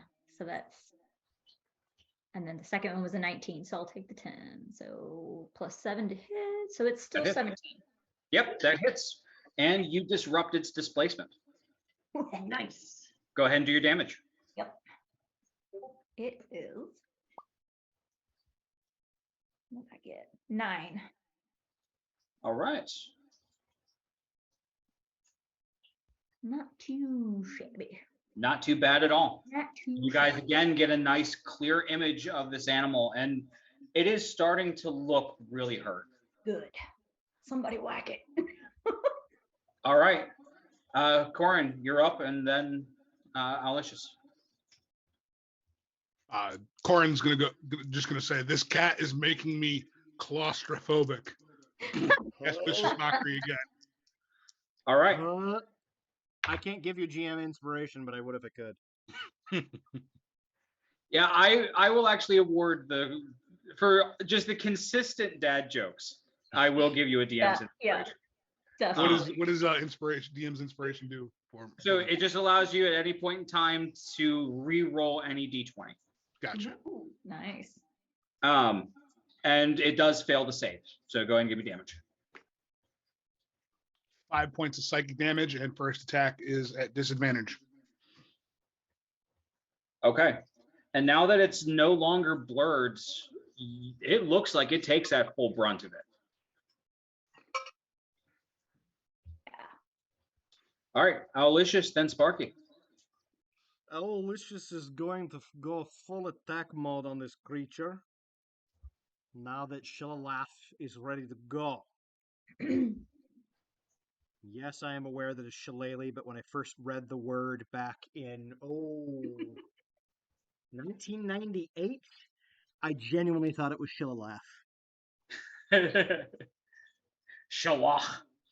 All right, so he gets a beaky attack, which is a 16, That'll hit. and then a talon attack, which is 19. Also hits. So that'll be a Hello, girl. 4 and a much better 9 for damage. So total of 13 damage. All right. How would you like to kill it? Yeah. Yeah. I think Aloysius sort of pushes off the ground, almost to standing again, much like a grizzly bear about to attack, and brings down the claws and the bite at the same time. And as the claws sink in, the bite goes directly down, kind of on the back of the Displacer Beast's skull, kind of where the skull meets the spine, and then there's a vicious twist of the owlbear's head as there's a resounding crack. And you see him pull back without opening his mouth, and he's got like stringy meat, in which he then starts eating. I saw this on the Animal Planet once. I'll check it out. All right. And just like that, the Displacer Beast falls. I just want to know how close I was killing it with vicious mockery. Like, Your Vicious Mockery did decent damage. I do have to say the MVP is Thistle and Aloysius with those 2 spells. Yep. Toll the dead. Boom.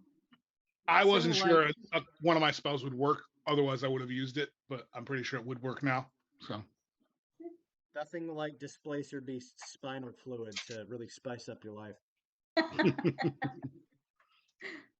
I just imagine after it hits the ground, Aloysius is like, does anybody want the marrow? Yeah, kind of. Actually, I've got some spinal fluid that I can throw you if you want. actually, if you could do your best to like preserve the fur, we could repurpose that. And maybe a couple of the more irony bits we could work into like a scrapple concoction later. It'll be great. I mean, a successful survival check will be able to skin the thing. It'll take you a little bit of time, but you'll be able to properly pull the hide if you want to do a survival. That is not my specialty, but I can certainly try. Y'all All right. good? Anybody need some healing? We're all good, right? I mean, I think we're good, actually.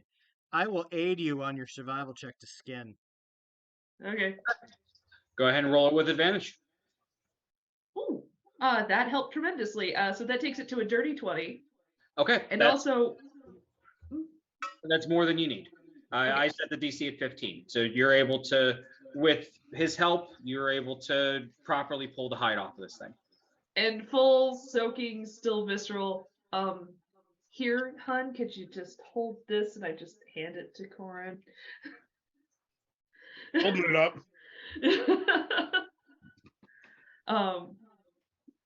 Yeah. Great. So, You know So- what? as Just you put guys- it. Just put it on my back like a cloak. It's fine. Then you'll be double disguised. Corin just tosses it on him. a little bit of splat. So as you it's guys good and gooey, just the way I like it. So as you guys are finishing that up and like gathering yourselves, you just hear a little bit ahead of you on the road. Definitely not on the trail, like just coming like off of the trail to the left hand side. You hear just a light. Oh God, we had an audience. Thank you. All right. Well, That's what that other check was for. yeah. Thank you. I'll be here all week. And With your waitresses. so comes walking out of the tree line is a female winter eldrin. Do you mind popping up the miniature for that? I do not mind if I can remember which one it is. That one There would she be is. Elowin. I found her. We're good. Could you also They can see throw her it on up the in stream, but you may want to Discord? throw it in the you want me to throw it in the Discord chat too. Yes, if you don't mind, please. It's very I pretty. got you. So- If I remember where the fuck Discord is, there it is. Okay, we're good. She comes walking out. You do see the leather and the fur, and a series of daggers that are placed on her person. She comes walking out, clapping, and then she'll put her hands up. I'm not here for trouble. That was quite an interesting display, getting rid of the beast, if you will.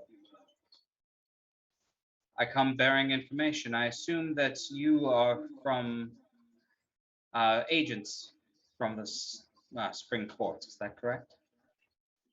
We can neither confirm nor deny our allegiances at this time. What information does it that you think you have? I was going to say, you know what Okay, assuming at this point. does. Yep. Mama didn't raise Well. no snitch. Very well. You don't seem to be those that would snitch. Not like that little brownie. I had a bad feeling about him.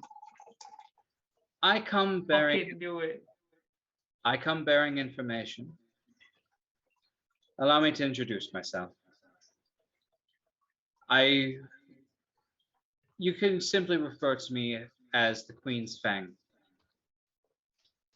I am one of Queen Mab's troubleshooters.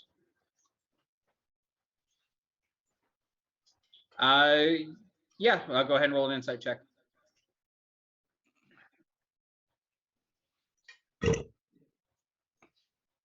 That is dirty 20.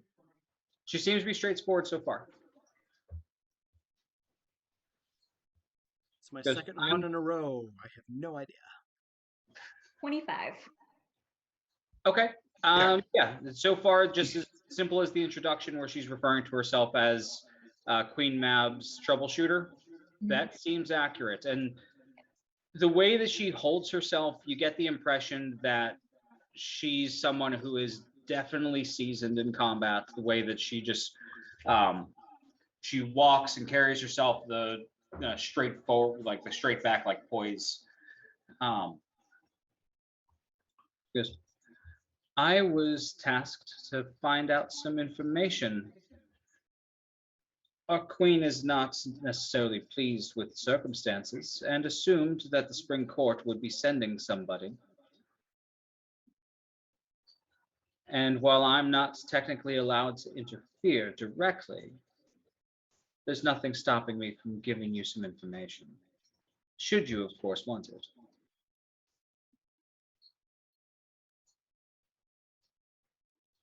I can neither confirm nor deny our desire for the information. What strings are attached to your information? The string is that the troublesome individual who has done an unapproved plundering needs to be silenced and removed. The string comes with that person will not live from your confrontation.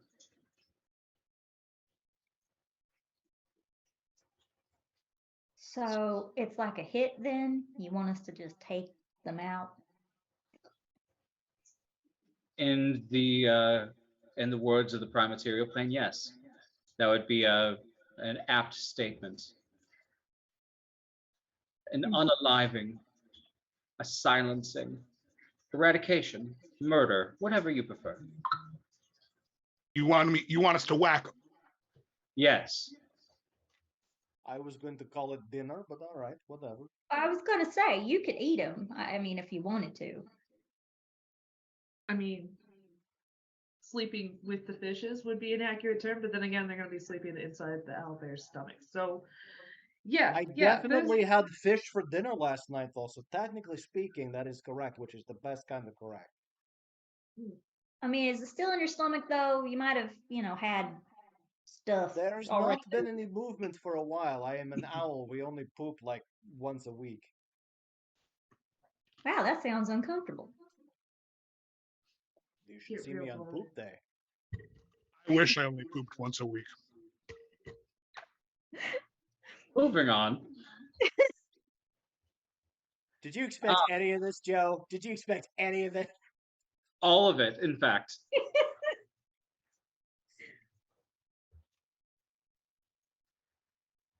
So, would you like the information with that as the strings? All right, spill it. Come on, we don't got all day. Very well. So, the troublemaker in turn is a defunct noble, is the lord of the crystalline court. His castle, she'll point off to the east, is that way. That is not a direction that you're going, however. Where you're going is to the lake to the north. He, to my understanding and a guessing of his motives, wanted to make some grand gesture for Queen Mab. Part of the reason he was defunct is because he had made another grand gesture and I don't want to impute on my lady saying that she was embarrassed in the court, but he professed his love to her out of nowhere, in the middle of the right after the solstice. I mean, And it worked for me. it may work for It's true. those of short-lived mortals, but my mistress has a lot of power or influence, and some minor noble isn't just going to catch her attention just by spewing his guts. In her benevolence, she did not spew them in the middle of the court. However, he is making noise, and we don't want a conflict with the summer courts or the spring courts, in fact. So, in short, he has to be silenced. But since he is still technically nobility, she has to save face to the rest of the nobles and not just murder one of them. You guys are a wonderful opportunity for me to take advantage of. So in trade of the information that I have with a little bit more, you could then utilize that to make sure that you are safely executing the execution.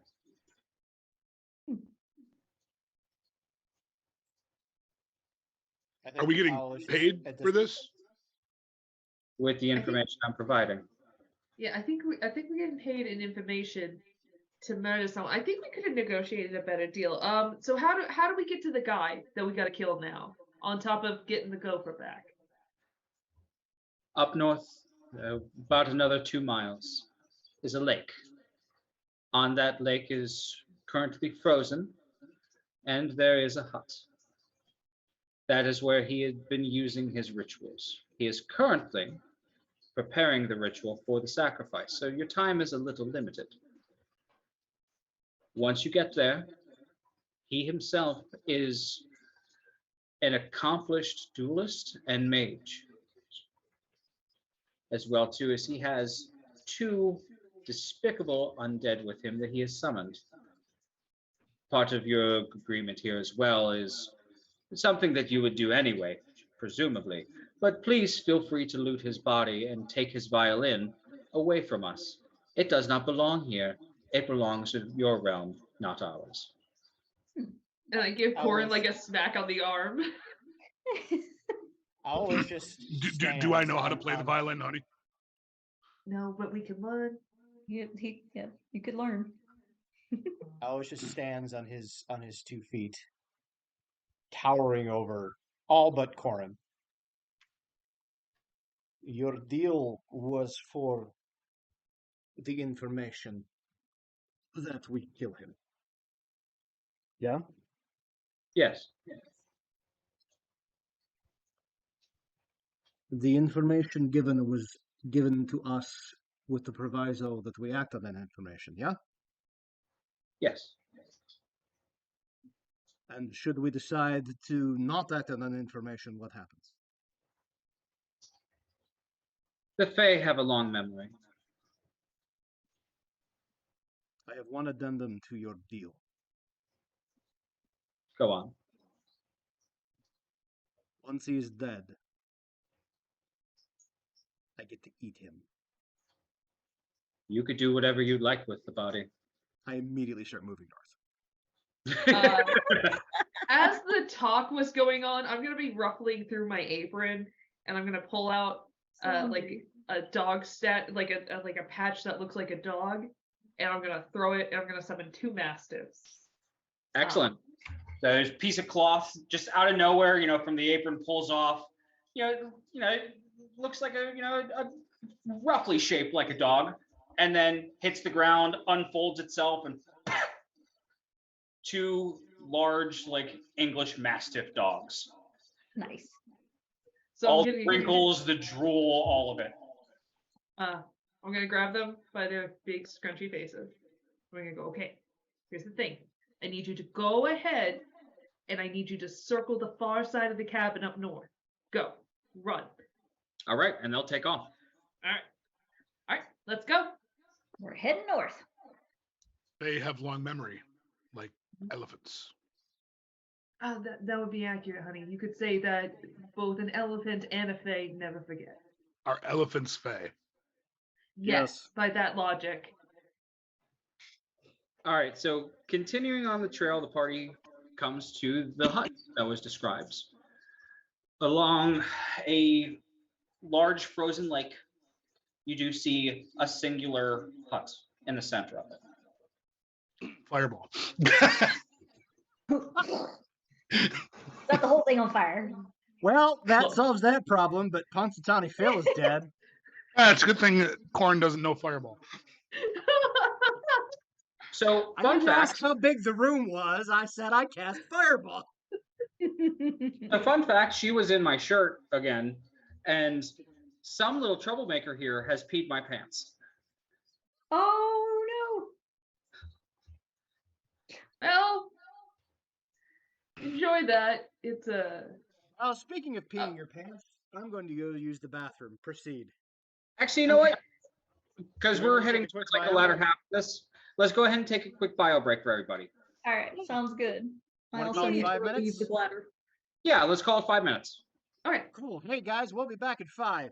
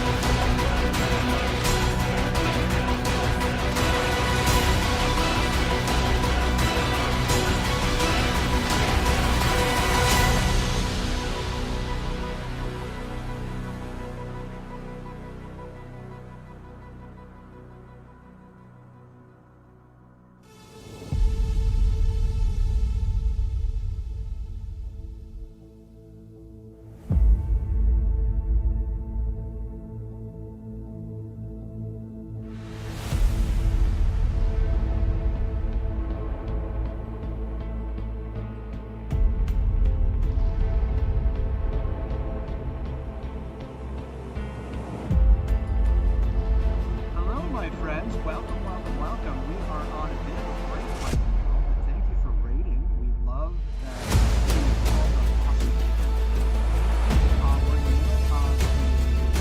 We're in the middle of the springtime theme. What do you say? Spring, spring.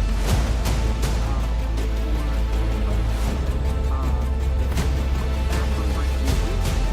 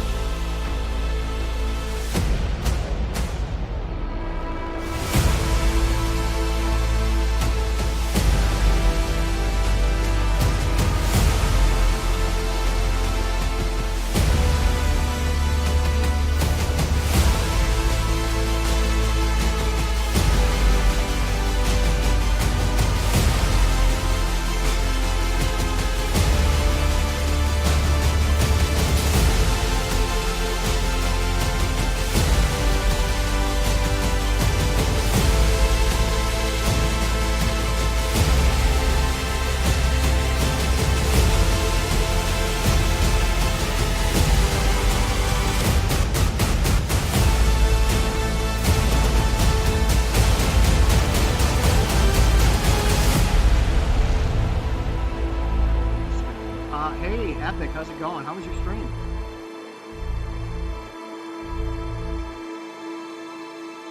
I'm going to unmute us all so we can chat, but we're not on camera yet. Will that work? They should be able to hear you now. So we're gonna blow up the place, right? Fireball. I was told there was no fireball. Delayed blast. I got fireball. Oh, are you a light cleric?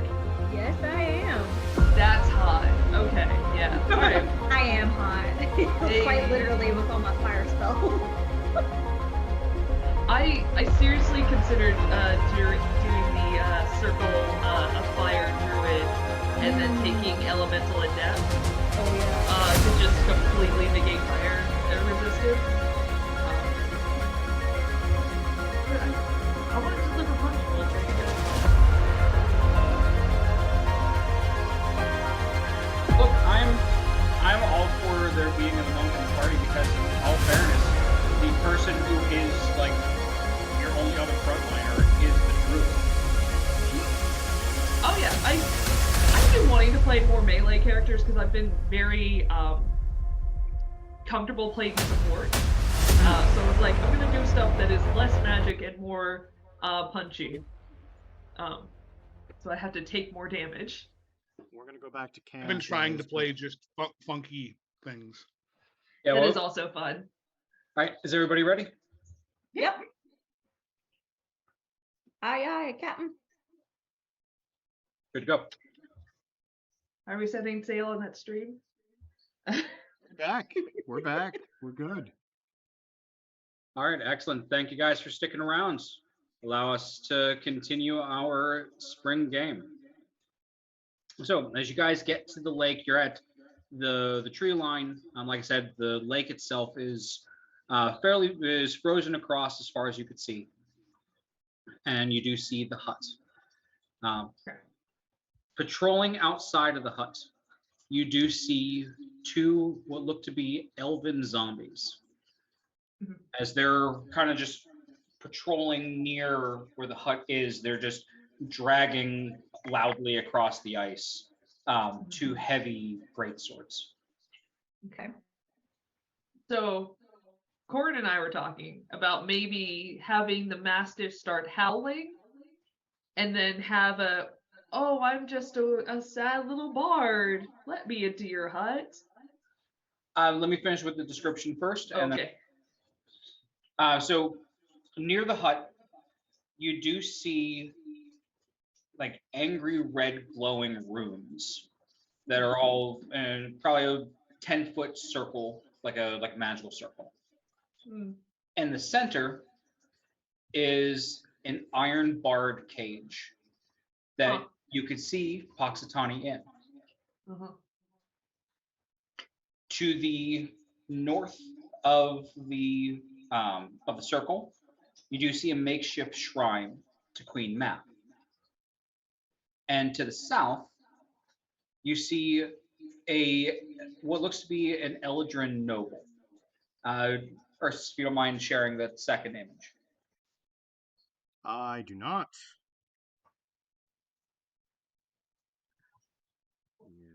Well, this changes things.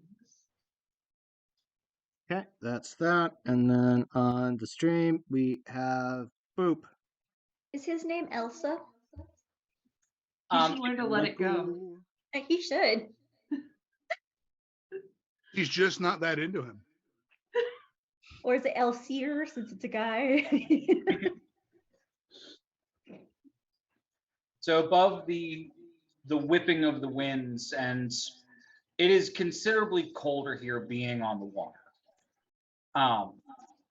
The wind just, there's a path which it just kind of cuts directly across. And you do hear him chanting over the wind. Catching the words, you hear, "My queen, I give you this sacrifice as a token of my love. Please notice my affections as I eradicate the spring's herald and let you take over spring for a time longer and longer for winter's rule." It's like I did that on purpose. Notice Notice me, senpai.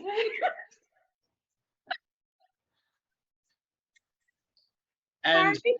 this chant has repetition to it, as after that, he again just spouts and he's professing his toxic love onto the wind.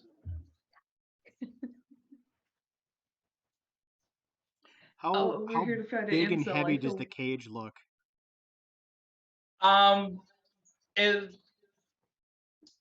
Consider the sizing of like a normal groundhog. The cage is probably only about 2 foot long by like a foot wide. So I would estimate maybe 20 plus pounds, Okay. 20-ish. Okay, here's the plan. I'm going to go get Punxsutawney. You guys fuck up everybody, and then I come back and fuck up everybody that you haven't fucked up. Okay? Okay. So is this a divide and conquer kind of situation? This is a get Punxsutawney the fuck out the circle and then fuck everything up situation. Question for the DM. How far away is he at the moment, our caster guy? From where you guys are at on the bank, he's about 50 feet away. You know, guys, why? I don't know what kind of accent I just slipped into. That was not what I was going for.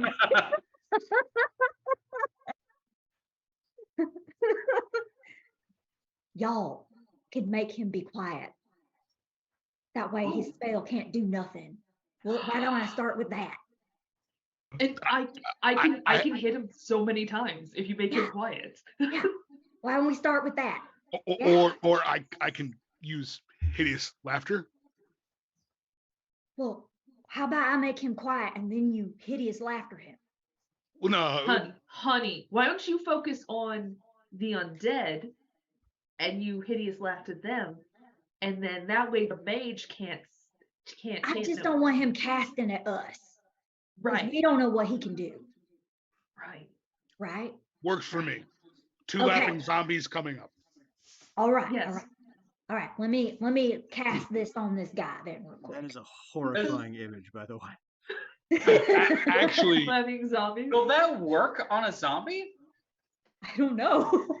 I don't Unless it Does it specifically calls specify? out that they are immune to hideous laughter, Yeah. I don't think It I just don't think says there's a creature limitation. of my choice that I can see within range perceives everything is hilariously funny. It Let could me work. look. Let me look up zombie stats real quick, because Yeah. I will say that knowing your own spell, you would know whether that would work or not. So let me check that out real quick. I'm not going to use it anyway. I'm going to do something even more fun. Uh-huh. Okay. All right, because I'm gonna beeline it for the wizard in that case. If he gets Yeah. muted, I'm going straight for him. Do you want us to roll initiative yet, or do I get this off before we have to roll for that? I'll allow you to get that off beforehand. Also, Okay. At Zombies? exactly the same time, I want to cast enlarge on my wife. Oh, nice. Thanks, babe. Nice. so fun fact: zombies are not immune to hideous laughter. They're also For a not fact. immune to psychic damage. Nice. This At the pleases me. same time that enlarge and silence are going off, I'm gonna wild shape into a giant snowy owl. Hell yeah. Okay. Oh, the flute. He's a barb. Oh yeah, you're moon druids. You can you have the CR for that. Okay. All right. I am casting silence then. Full sprinter's pose. Like as soon as the spell goes off, mid enlarge, I'm booking it. All right. So go ahead and document the spells cast for those two. Go ahead and do your wild shape for that as well, because you guys are kind of doing that as you're rushing in, and then we'll have the initiative. Okay. Okay. Let me pull up my notes here for the initiative. Man, I am not having good initiative luck today. 15 for Corin. Hold on to your numbers. Just All right. Yeah. Okay. I rolled good on initiative this time. Same. I always roll so low. Mm. It's annoying. I always have support characters, so I'm used to like going last. So like I now have a character that it's kind of important to go first. Yeah. You're like, I need to be. Okay. Thistle. 16. Corin. 15. Nice. Alicious. 2. 2. Oh no. Sparky. 17. Nice. So, Thank you. Sparky, you get all the benefits of enlarge, Which advantage is an on extra. advantage on strength checks and strength saving throws, and an extra D4 damage with your weapons. Yeah, I do. Fantastic. This pleases me. So you could say I'm coming in hot because I'm a fire genasi. Fire genasi. Yeah. All right. So the top of the round, and I'll actually just post this to the general chat so you guys can see it. So I should have done that earlier and I didn't. And Corin, does my speed increase by another 10 feet? Mm. Not officially by that, but Uh. you being a large creature, it should. Yeah. Okay, either way, it's fine. I'll get there. I was just debating on what I was gonna do if I was 10 feet short. Okay. So considering the circumstances, am I gonna let him, because he did roll high on the initiative.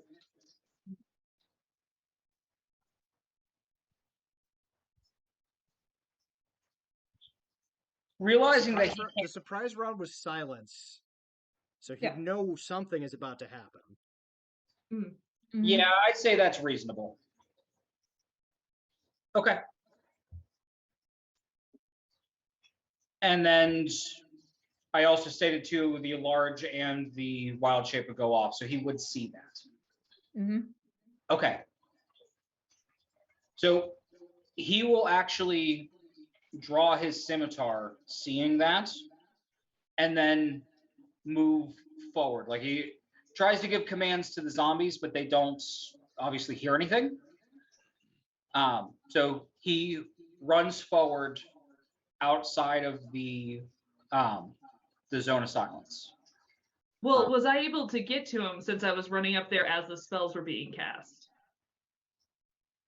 I would say that you are on your way, yes. So, Okay. because I wasn't counting the movement in it or anything like that, just the couple actions. Like you're on your way towards him, but the movement will be your round. Okay, no problem. Is that fine? That's great. All right. So he will activate as a bonus action. Will activate his blade song. And will actively cast haste on himself. All right, and then that will be his turn because he's not going to be able to get all the way to you. He's about halfway, like he was 50 feet before, he's now about 20 feet away from you now. Okay, that would be his turn. Next up is Sparky, then Thistle. Okay. For mechanics, he would be what, like 10 feet outside of the silent spell? Because he would have like a 20-foot movement, it's a or 30-foot movement, it's a 20-foot radius. If it was centered on him, you'd have to move 20 foot forward and then the other 10 feet out, right? It actually would be further than that, because he has a 40 feet move speed. So he would actually have been closer to the shore than I thought. Okay. So I will put him, not going to do the full movement speed in this case. I'm just going to give a little bit of reaction time for him to figure out what the hell is going on. So I'm going to put him 15 feet out of the circle. Okay. And he was 50 feet away from us, so that puts him 35 feet away from me? Well, from the shore, he's about 15 feet from the shore. So if you moving in, he's only 15 feet away from you since you're doing the movement on your turn. Fantastic. He's 15 feet from me. All right. So 15 foot of movement. First attack action, I'm going to do a grapple check.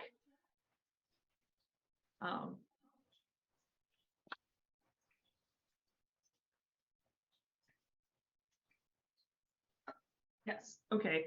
That is a 16. That will miss. Because it would be a contested. Oh, do I I have to... right, because you don't have to hit for a grapple. Yep. So it's a contested athletics or acrobatics check. What is... Okay. 14, 18. You got a 16? Yeah, I got a 16. Okay, so he wiggles out. Cutting words. Yeah, go for it. Yes. Thank you, babe. Take 6 off of him. Okay, you got him grappled. Fantastic. I'm dragging him back into the silence. Nice. Actually, with you being enlarged, that's not going to slow your movement. So yeah, you'll be able to do that.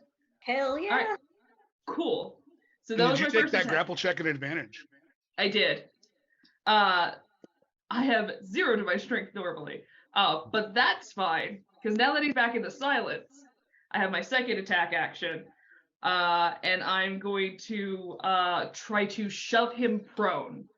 So that is another contested check. Okay. 19. He's got you on this one. It's a 23. 18 plus 4. That's fine. Bonus action. Do it again. Bonus action. Flurry of blows. So I'm just gonna give him 2 more punchables. See how these go. Ooh, that is a 23 and only a 15. So the 23 will hit. Okay. So that is 8 points of bludgeoning damage. Again, he is now at disadvantage to try attack anybody else, and he's in my radius. Okay. He does keep the concentration on the haste. Okay, cool beans. All right. Thistle, and then Coronus on. Okay. How far away are said zombies from where I'm at? Placement on zombies. I'm going to put One is nearly adjacent to where Sparky is, about 5 feet away. Okay. And then the other one, if he was 50, the other one would be about 65. So it was on like the other side of the circle. Okay, so let me use my movement to get within 30 feet of the one that's closest to me because I think the other one's going to be too far away. Okay. And I am going to turn undead. Okay. That is a wisdom saving throw of 15. Thank you, because I did not remember how that works. Oh, it miserably fails. It got a 0. Awesome. Is it a CR rating of a half or lower? Yes. Then it is. It failed its saving throw. Then my turn undead feature, it instantly is destroyed. And what is the radius of your turn on dead? Is it? It should be like 30 or 40 feet, isn't it? 30, yeah. 30. So you moved 30 feet. So you got 20 feet to that. Okay, the other one is going to be just out of the radius. Okay, yeah. That's all right. I got one. So yeah, you want to flavor it to your deity? Yeah, so I pull out my keg and I hold it close to my chest and I go, Morden, bless my ale.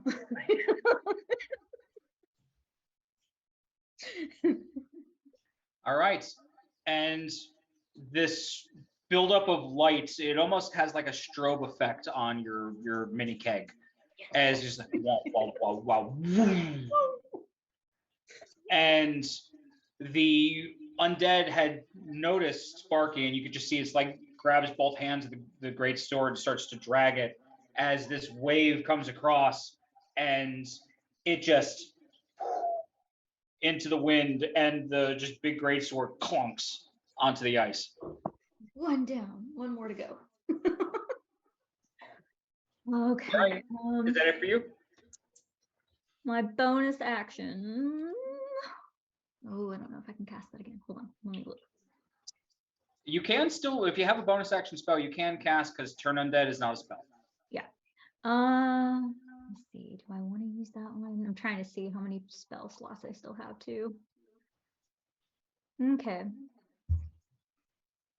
I'm gonna cast Spiritual Weapon again because it's been long enough that the other one would have worn off. Yeah, absolutely. Yeah. So you targeting the other zombie with that, or? Yep. All right, go for it. Giant keg. Cleric's gonna cleric. Claire's gonna cleric. Let's see. Beer cleric gonna cleric. 22 to hit. Most certainly hits. Okay. Cleric says yeet. Yeet. All right, and that is 9 damage. Okay. It's still very much standing, but it takes the impact. I'm so picturing like old school Mario, just the barrels Yes. just getting launched. Oh, barrels at him. Whoa. Woo. Wow. This light thistle looks just a little bit like Donkey Kong. Yep. Billy. All right. So that was Thistle. So Corin, you're up, and then the remaining zombie goes. Yep. Corin is going to move towards that other zombie, his full 30 feet. He'd be what, 20 feet away? He'd be 30 feet away from you at this point, 30 feet away. because this is the further one that is still standing. Yeah. Right. Well, have that zombie give me a wisdom saving throw. That's going to be an 8. That's gonna fail. Corin's gonna go, hey zombie, what do vegan ewes eat? Graves. And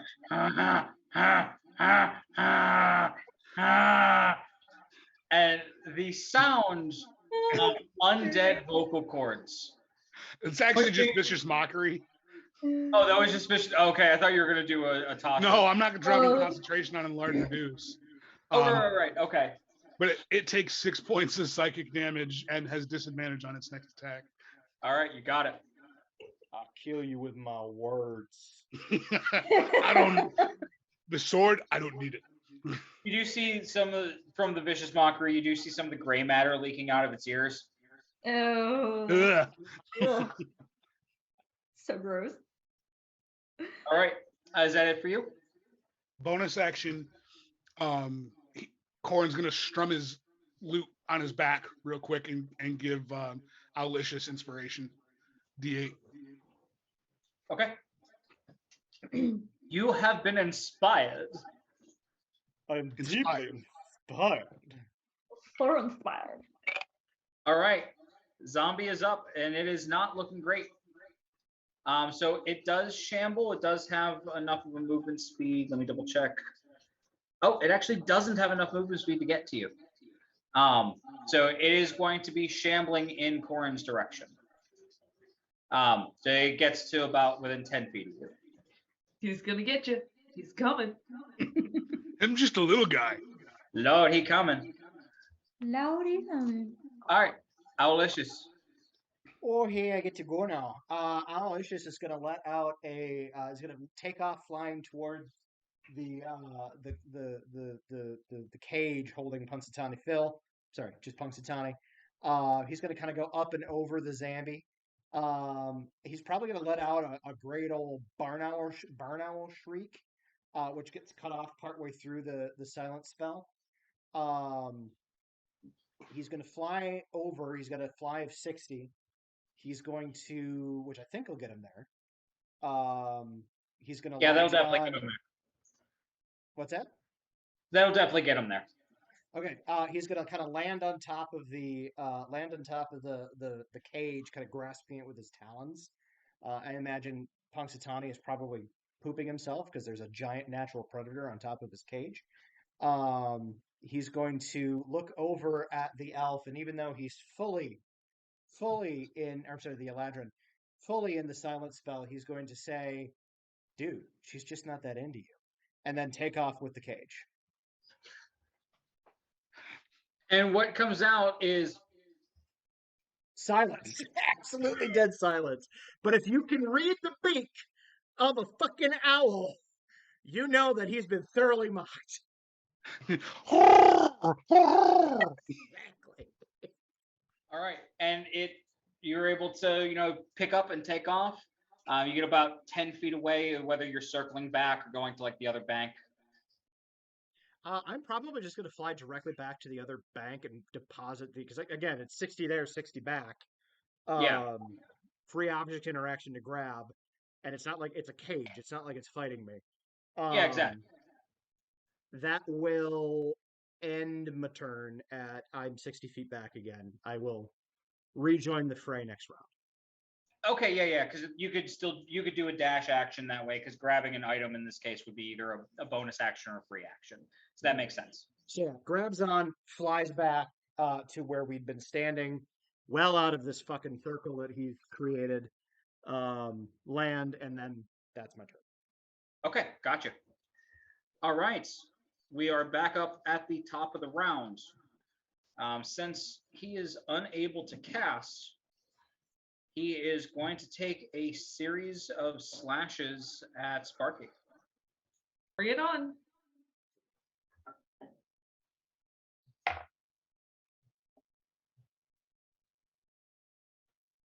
So that will be a 16 for the first one, That hits. a 15 for the second one. That misses. Okay. And then the third swing. That's a natural 20. Yeah, that hits. Okay. Do you have any cold resistance? I know you have fire resistance as a Genasi, but I didn't know if you had cold from anything else. No, I don't get cold resistance. I just have fire resistance, which Okay. seems weird, but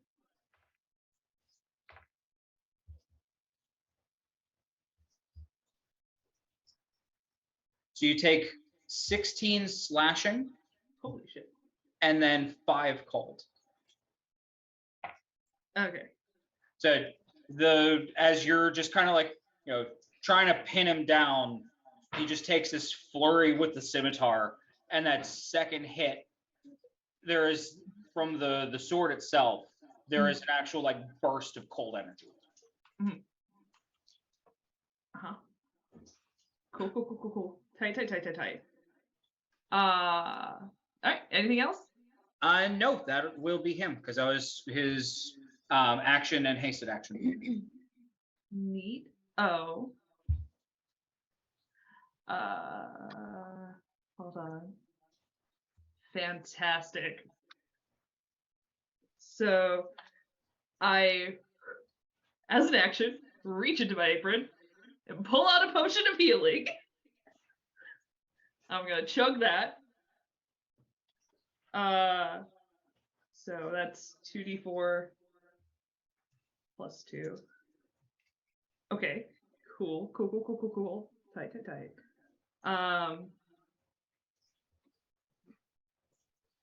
Okay. All right. So that's my action. I can't really do anything with my bonus action since I didn't attack.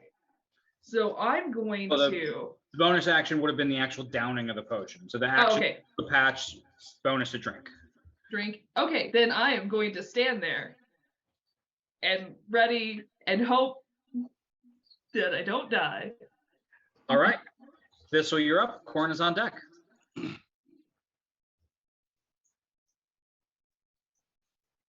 Thistle, you're muted.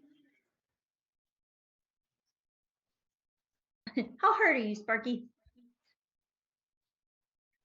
Like less than half health currently. Okay. How far am I away from Mr. Elsa? 20 feet. 20 feet? Okay. I'm gonna take my movement to get right up in his face and cast inflict wounds. You can't cast. Yeah, He's if it has verbal spitting components, silence. you can't cast. Oh, that's right. I don't know. Yep. Does it? Hold on. Let me look. It does. Dang it. I forgot I'm in my zone of silence. Okay. Scratch that. You know what? I'm just gonna hit him with a hammer. When all else fails, just whack him. I will point out, Miss Cleric, since you cast the spell, you can dismiss the spell. That's No. true, but I don't want to risk doing that right now. I got you. All right. I'll be okay. I'm just gonna hit him. I'm gonna hit him with my hammer. 17. Does that That's hit? that's how a dwarf says hello. It is. So you do miss. However, I still want you to do damage as you impact the ice. Oh. Oh no. Oh yes. Oh no. Okay. Oh no. 8. There is a solid crack underneath where you guys are all standing. Oh no. Fantastic. Oh no. Mhm. All right. Is that it for you, Thistle? Oh, you still let me have your use keg. my. Huh? You still have your keg. I do. I still have my keg, so I'm gonna toss that at him. Again, I'm gonna whack him. That will be out of the range of movement to be able to hit the Eldrin, but it is still within range to hit the zombie. Because I think you'd only move that 30 feet, and I think he's Yeah, I just think it outside is. of that. Yeah. Okay. And the other zombie's not down yet, right? No, he's still standing. Okay. All right. So that is. Let's see here. 13. Does that hit? That was really low. Let me double check. Yeah, that totally hits the zombie. Oh, okay, cool. That's good because that was really, really low. All right. Let's see. What do I got? 11. Solid damage. All right, let's see here. Jesus. So I got to make a DC 16. Nope, zombie falls. Woo! Just gets bonked on the back of the head with a keg of force. Oh. It just face plants into the ice. The sword just goes. So that's right in front of you, Corin. So calm me down. Get him. Covered in rotting gray matter. Is it still alive? Oh no! That's what I rolled for the thing. He had to get a DC 16. He got a 5. Gotcha. So him be bonked. All right, Not Corin, really you. Uh, there's no other bad guys around So you still have the Eldrin, other and than other than him. no, other than the Eldrin, no. All right. Corin's gonna move to engage and take a stabby with the rapier. Okay. You don't hear this, but oh, honey, I never see you in battle. Hey. And then it's just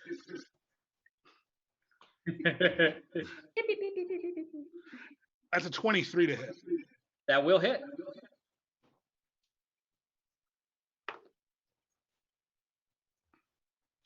That's 11 piercing damage.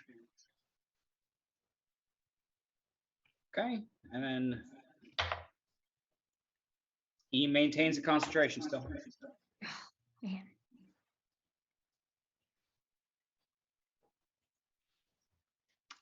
And that's my turn. All right, Aloysius, you are up. Aloysius is going to fly back up, kind of up and over, and end up on the far side of Sparky. So to flank the a-hole. Once again, letting out a barn owl shriek, which is not heard. And is going to, because he still has Shillelagh, is going to attack it. Does the Shillelagh track with Wild Shape? That was kind of a gray area that I wasn't sure on. We agreed that it wouldn't. So we said that it would just be for your normal natural attacks. That is absolutely fair. I remember that conversation. It's all good. For the record, I super don't, but I trust that we had that conversation. Oh, but I am rolling with advantage because I am flanking him. So that actually isn't the case. Flanking is a home roll. Ah, gotcha. Unless you have something that gives you pack tactics, that would be the exception. Which I do not. So I'm just going to roll to hit. Actually, he's considered grappled, though. That would be restrained. So you might actually have the advantage. Let me double check real quick. Grappled and restrained are two different conditions. Okay. Yeah, had I knocked him prone, we'd all have advantage on the attacks, but I did not. He is grappled though. He just can't go nowhere. He cannot go nowheres. I rolled a 6. I miss. Okay. It's better than a 2. Okay. This giant owl is much less a good fighter than my owlbear form. It's fine. It's fine. Okay. So yeah, grapple does not grant the advantage. It was a move. That was a move. That was an action. I don't really have any other bonus actions I can take. Okay. You know what? Actually, fuck it. I am gonna bonus action, and I'm gonna switch into my other form, which is a brown bear. Okay. Which actually, for flavor, we're gonna call it a polar bear because they'd have the same stats. Okay, that works for me. You have been both an owl and a bear and an owl bear. The circle has been created. It was a deliberate choice. I decided early on that his wild shapes would be a giant owl, snowy white owl, and a polar bear. Thus, he is a snowy white owl bear. Nice. Fantastic. So that does All right. end my turn. I'm now a very large bear behind him. All right, so then we get back to him at the top of the round.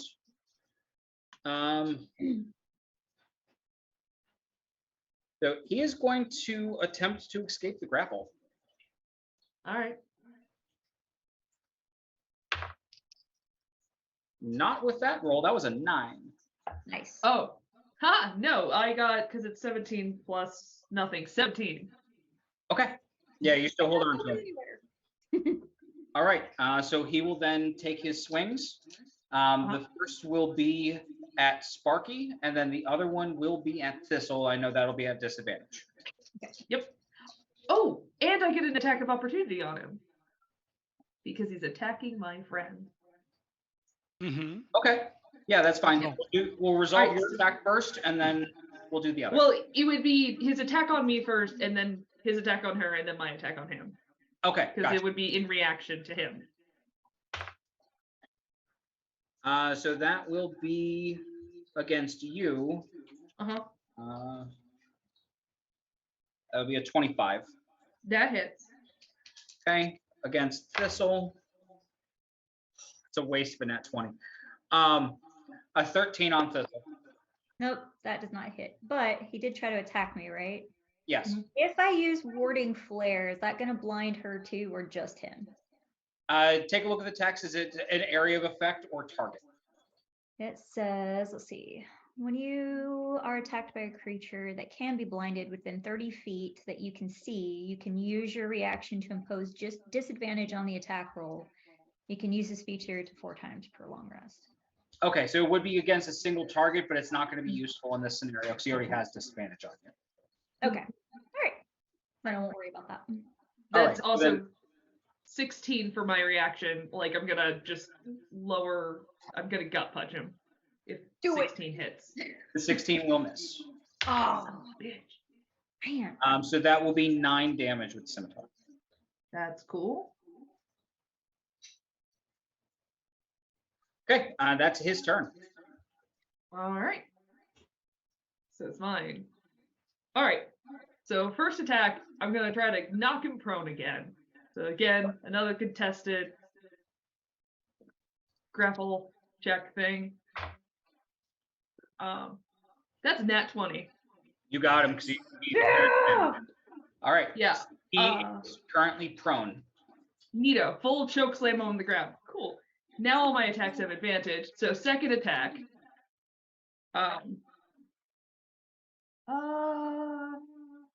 19 plus 6, so 25 to hit. Okay. So that's the first attack. So that's going to be a straight down with the bow staff. And then I'm going to spend another key point. I'm going to go ahead and do flurry of blows again. And that is modified 20 to hit with the first flurry of blows. Does that hit? Actually, give me the damage from the first attack first, because if you break his concentration, that will lower his AC. Oh, that's a good point.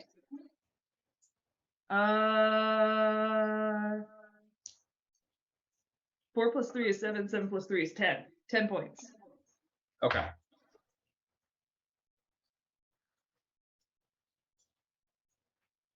You break his concentration. Fantastic. So modified 20 was the second hit.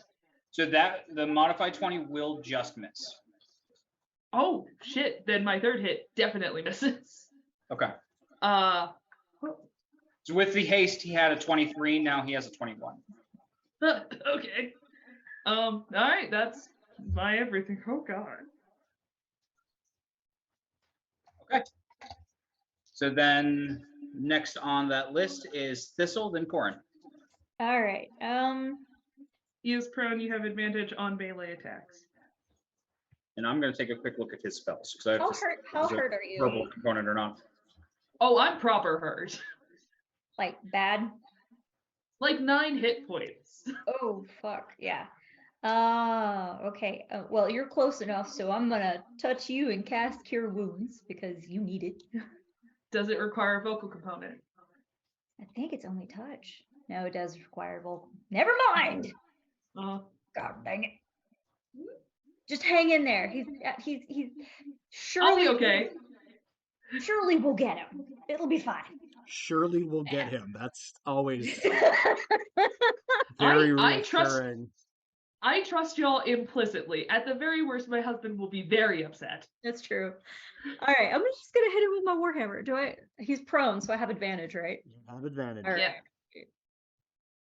Let's see.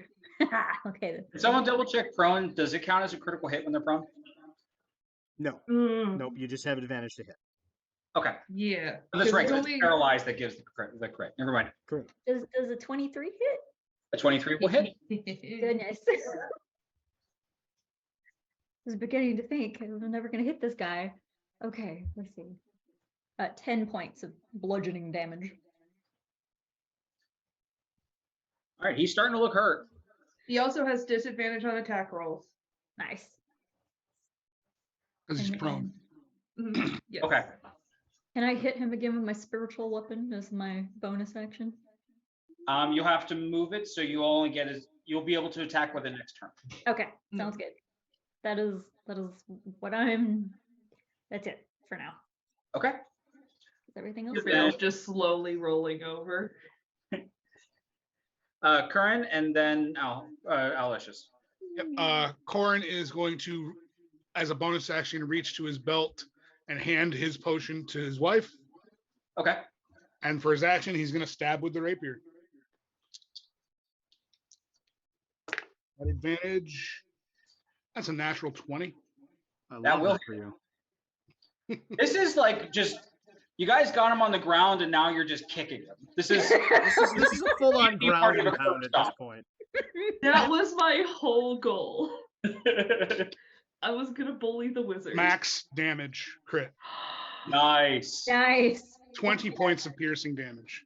Oh, that hurt. Yes. In the silence, the phrase "I've never been more in love with you" is unheard. and you see his lips go, I love you too, honey. Aw. All right. So that was bonus and action. I assume no movement, correct? No. All right. Aloysius, you're up. Okay, as a bear, I get a bite and the claw attack, so I'm going to go ahead and take a bite and the claw attack on his face With advantage. with advantage because he's on the ground. I'm going to use. Has anybody seen Cocaine Bear? No, but I want to so bad. I No, want but I to want too. to. Somebody needs to cast haste on that bear right now. That is a I don't 23. I don't for have the it. Bitey bite. I Bite can do will the hit. opposite of that. And for the claw, that is going to be a 24. I'm guessing that's going to hit. Also hits. All right, so for the bite on the face hole, that is going to be 5 points of damage. That was lame. But for the claw, that is a lot more damage, theoretically. 7 plus 4, 11 points of damage. Oh, he is currently spilling lifeblood everywhere. Fantastic. Good. Get fucked, wizard.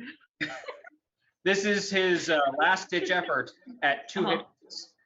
Oh, Oh my god, if I just roll a 3 on that bite. hmm So let me see here.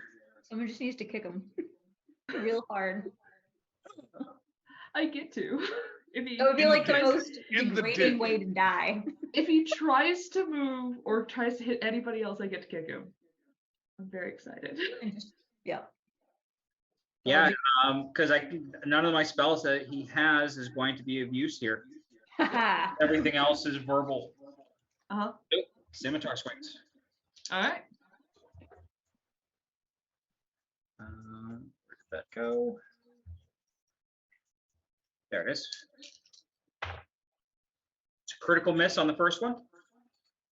Who are you Who's he attacking? Oh, sorry. This would have been to Sparky. Mm.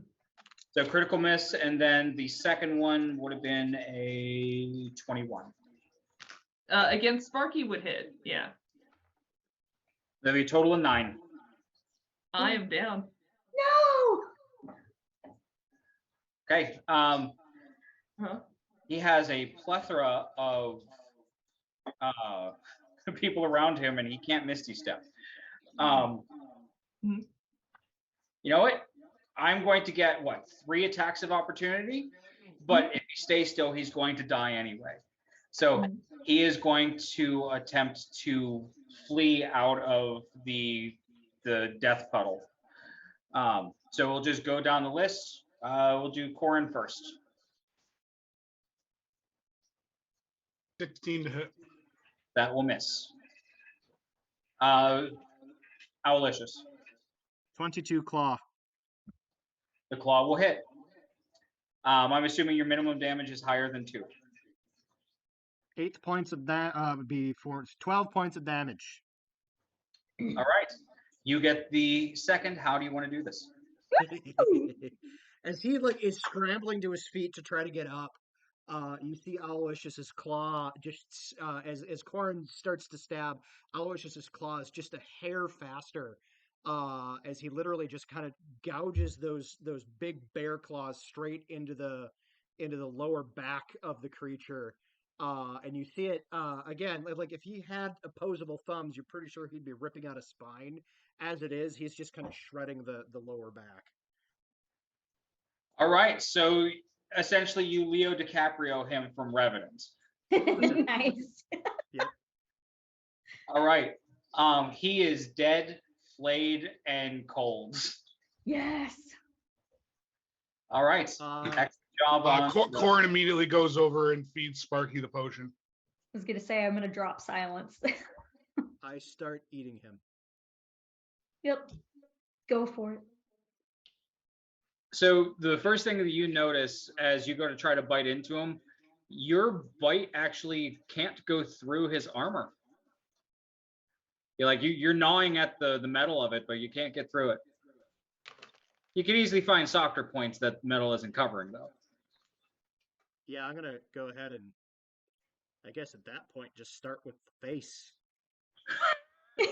I say, no, just claw him open. Use your claws like a can opener. Just. All right. Like eating a lobster. Listen. If you think he has anything magical, bring it to me. I can identify it. Yeah, that's true. I'm not eating any of his shit. Or any of his stuff on him. I'm just eating him. So. Yeah. All right. So I will go over the looting aspect of it because the looting aspect is going to be kind of simple for it, and then we'll continue on. Yeah. All right. And assuming that we are going to be doing the identifications as well, the suit of armor is a +1 suit of mithril half plate. Ooh. Ooh. Useless. The sword has a name in Sylvan. There we go. Scrawled across the blade that says Thimblewinter. Okay. And whoever takes that, I'll send the stats for it. It's a simple thing, but I just don't want to go over that and take up more time with it. Attached to his cloak is a brooch of shielding. The brooch is actually in the shape of a leafless winter tree. And lastly, a shiny red violin. The violin is called the Violin of Chilling Dirges. Ooh. Ooh. Does require attunement, and it allows you to cast Animate Dead once per day, and you have up to 2 zombies under control with it. I Oh, definitely nice. see why they don't want that here. Yeah. Literally, the Yeah. devil's it's the devil's fiddle from when he went down to Georgia. Yeah. There you go. Yeah. All right. So gear has been taken off.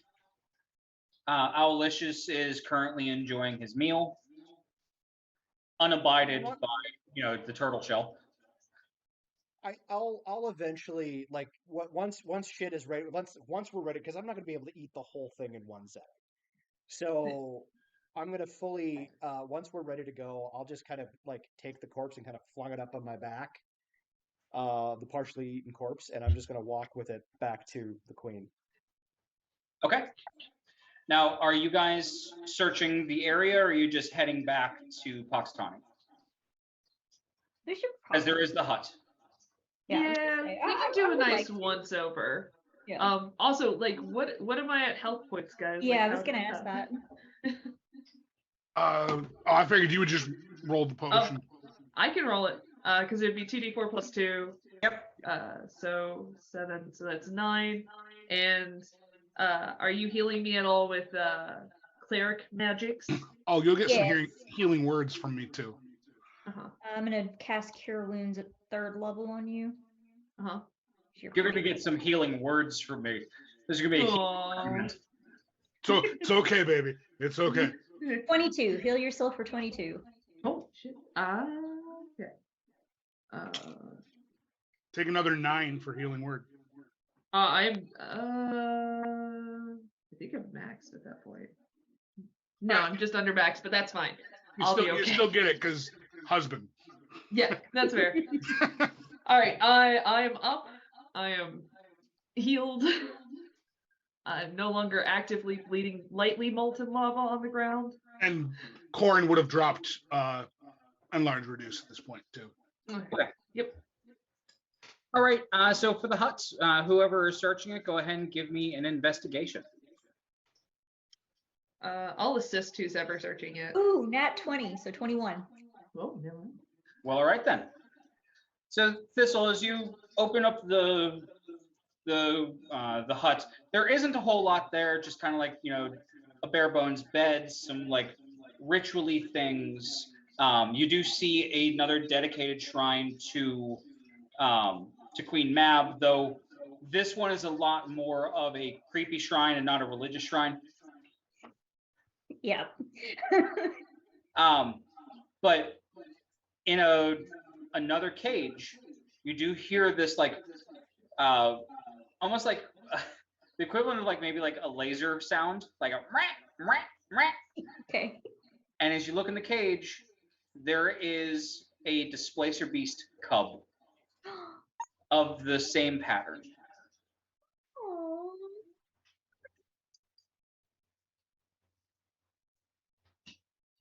Well, aren't you just the cutest little thing? I mean, I think your mama tried to kill me, but that ain't your fault. Come here, baby. Alice just goes in and marks the creepy altar.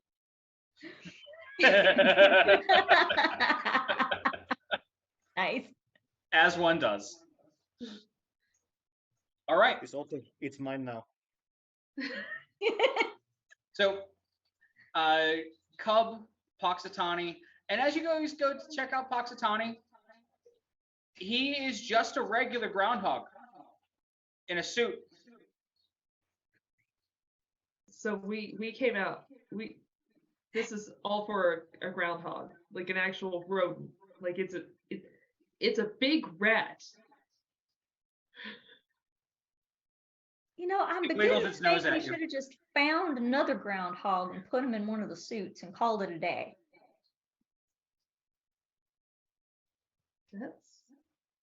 You killed a zombie, and this is Kinda the hunker smartest down thing next to anyone the- has said all day. I hunker down next to the cage and kind of nose to nose with the regular ass groundhog. Again, It still in bear notices form, you. fully a druid. Do you like dead ladron for food? It bruxes a little, like chitters its teeth a little. Okay.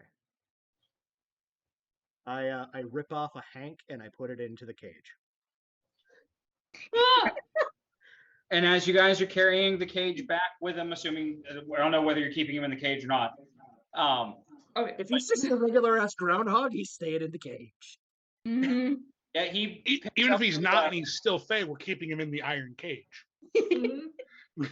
So he picks up the piece of meat in his little people hands and just starts eating. I don't think regular groundhogs do that. That's absolutely haunting. Are you hungry? There's definitely the unsettling sound of sharp groundhog teeth going through humanoid bone. That's gross. Ooh, we also might want to throw a flank in there for the little displacer beast babies. Baby singular. Yeah, I 100% give the displacer beast baby a taste of humanoid flesh. That's definitely a good plan. Honey, what do courtesans and the groundhog have in common? I don't know, hon. What is it? They both grind men's bones for the bread. I'm so proud of you.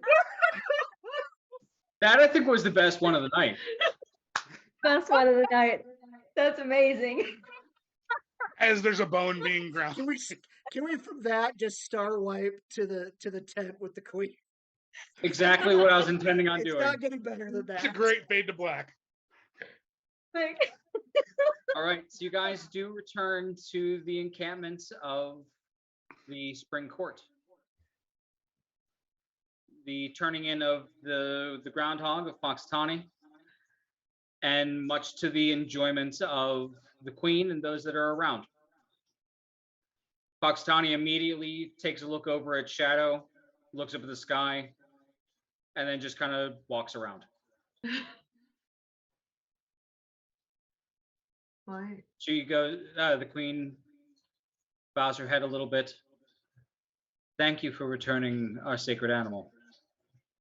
And as we did promise, we do have things for you. Everybody, please step forward and extend your arm. I imagine the wild shape is worn off at this point, so I'm owlbear again. I I'd probably like- did don my armor at this point. Okay. Under my breath, it's full. I got stabbed by a wizard. Poor rat. All right. So as you extend the arm as requested, Mhm. several of her spring eldrin will step forward, place a hand on your wrist. You guys feel a slight burning, but it's not super painful. And as they move the hand away, you actually have the a marking for Yggdrasil. This is, you guys can mark this down on your sheets, and I'll send the message to you later so you have the actual stats to put onto it. This is the mark of spring. This tattoo appears on a body as a blooming tree. This boon has 3 charges and regains 1 charge at dawn per day. Each charge can be used to heal 1d6 plus 5 HP to a target, including yourself. Ooh, nice. You could only use the 1 charge at a time as a bonus action. So this way you can't just like burn all 3 charges at once. Yeah. Additionally, each party is also gifted with a white cloak. The cloak has the image of a blossoming cherry blossom tree. Ooh. Now, as it does shift a little bit as you guys don it and take a look over it. Each of you have been gifted a cloak of elven kind. Nice. Very nice. I believe that concludes our business here. I do hope that our exchange has been mutual. You have done us a great service, and I hope that you feel well accommodated for it.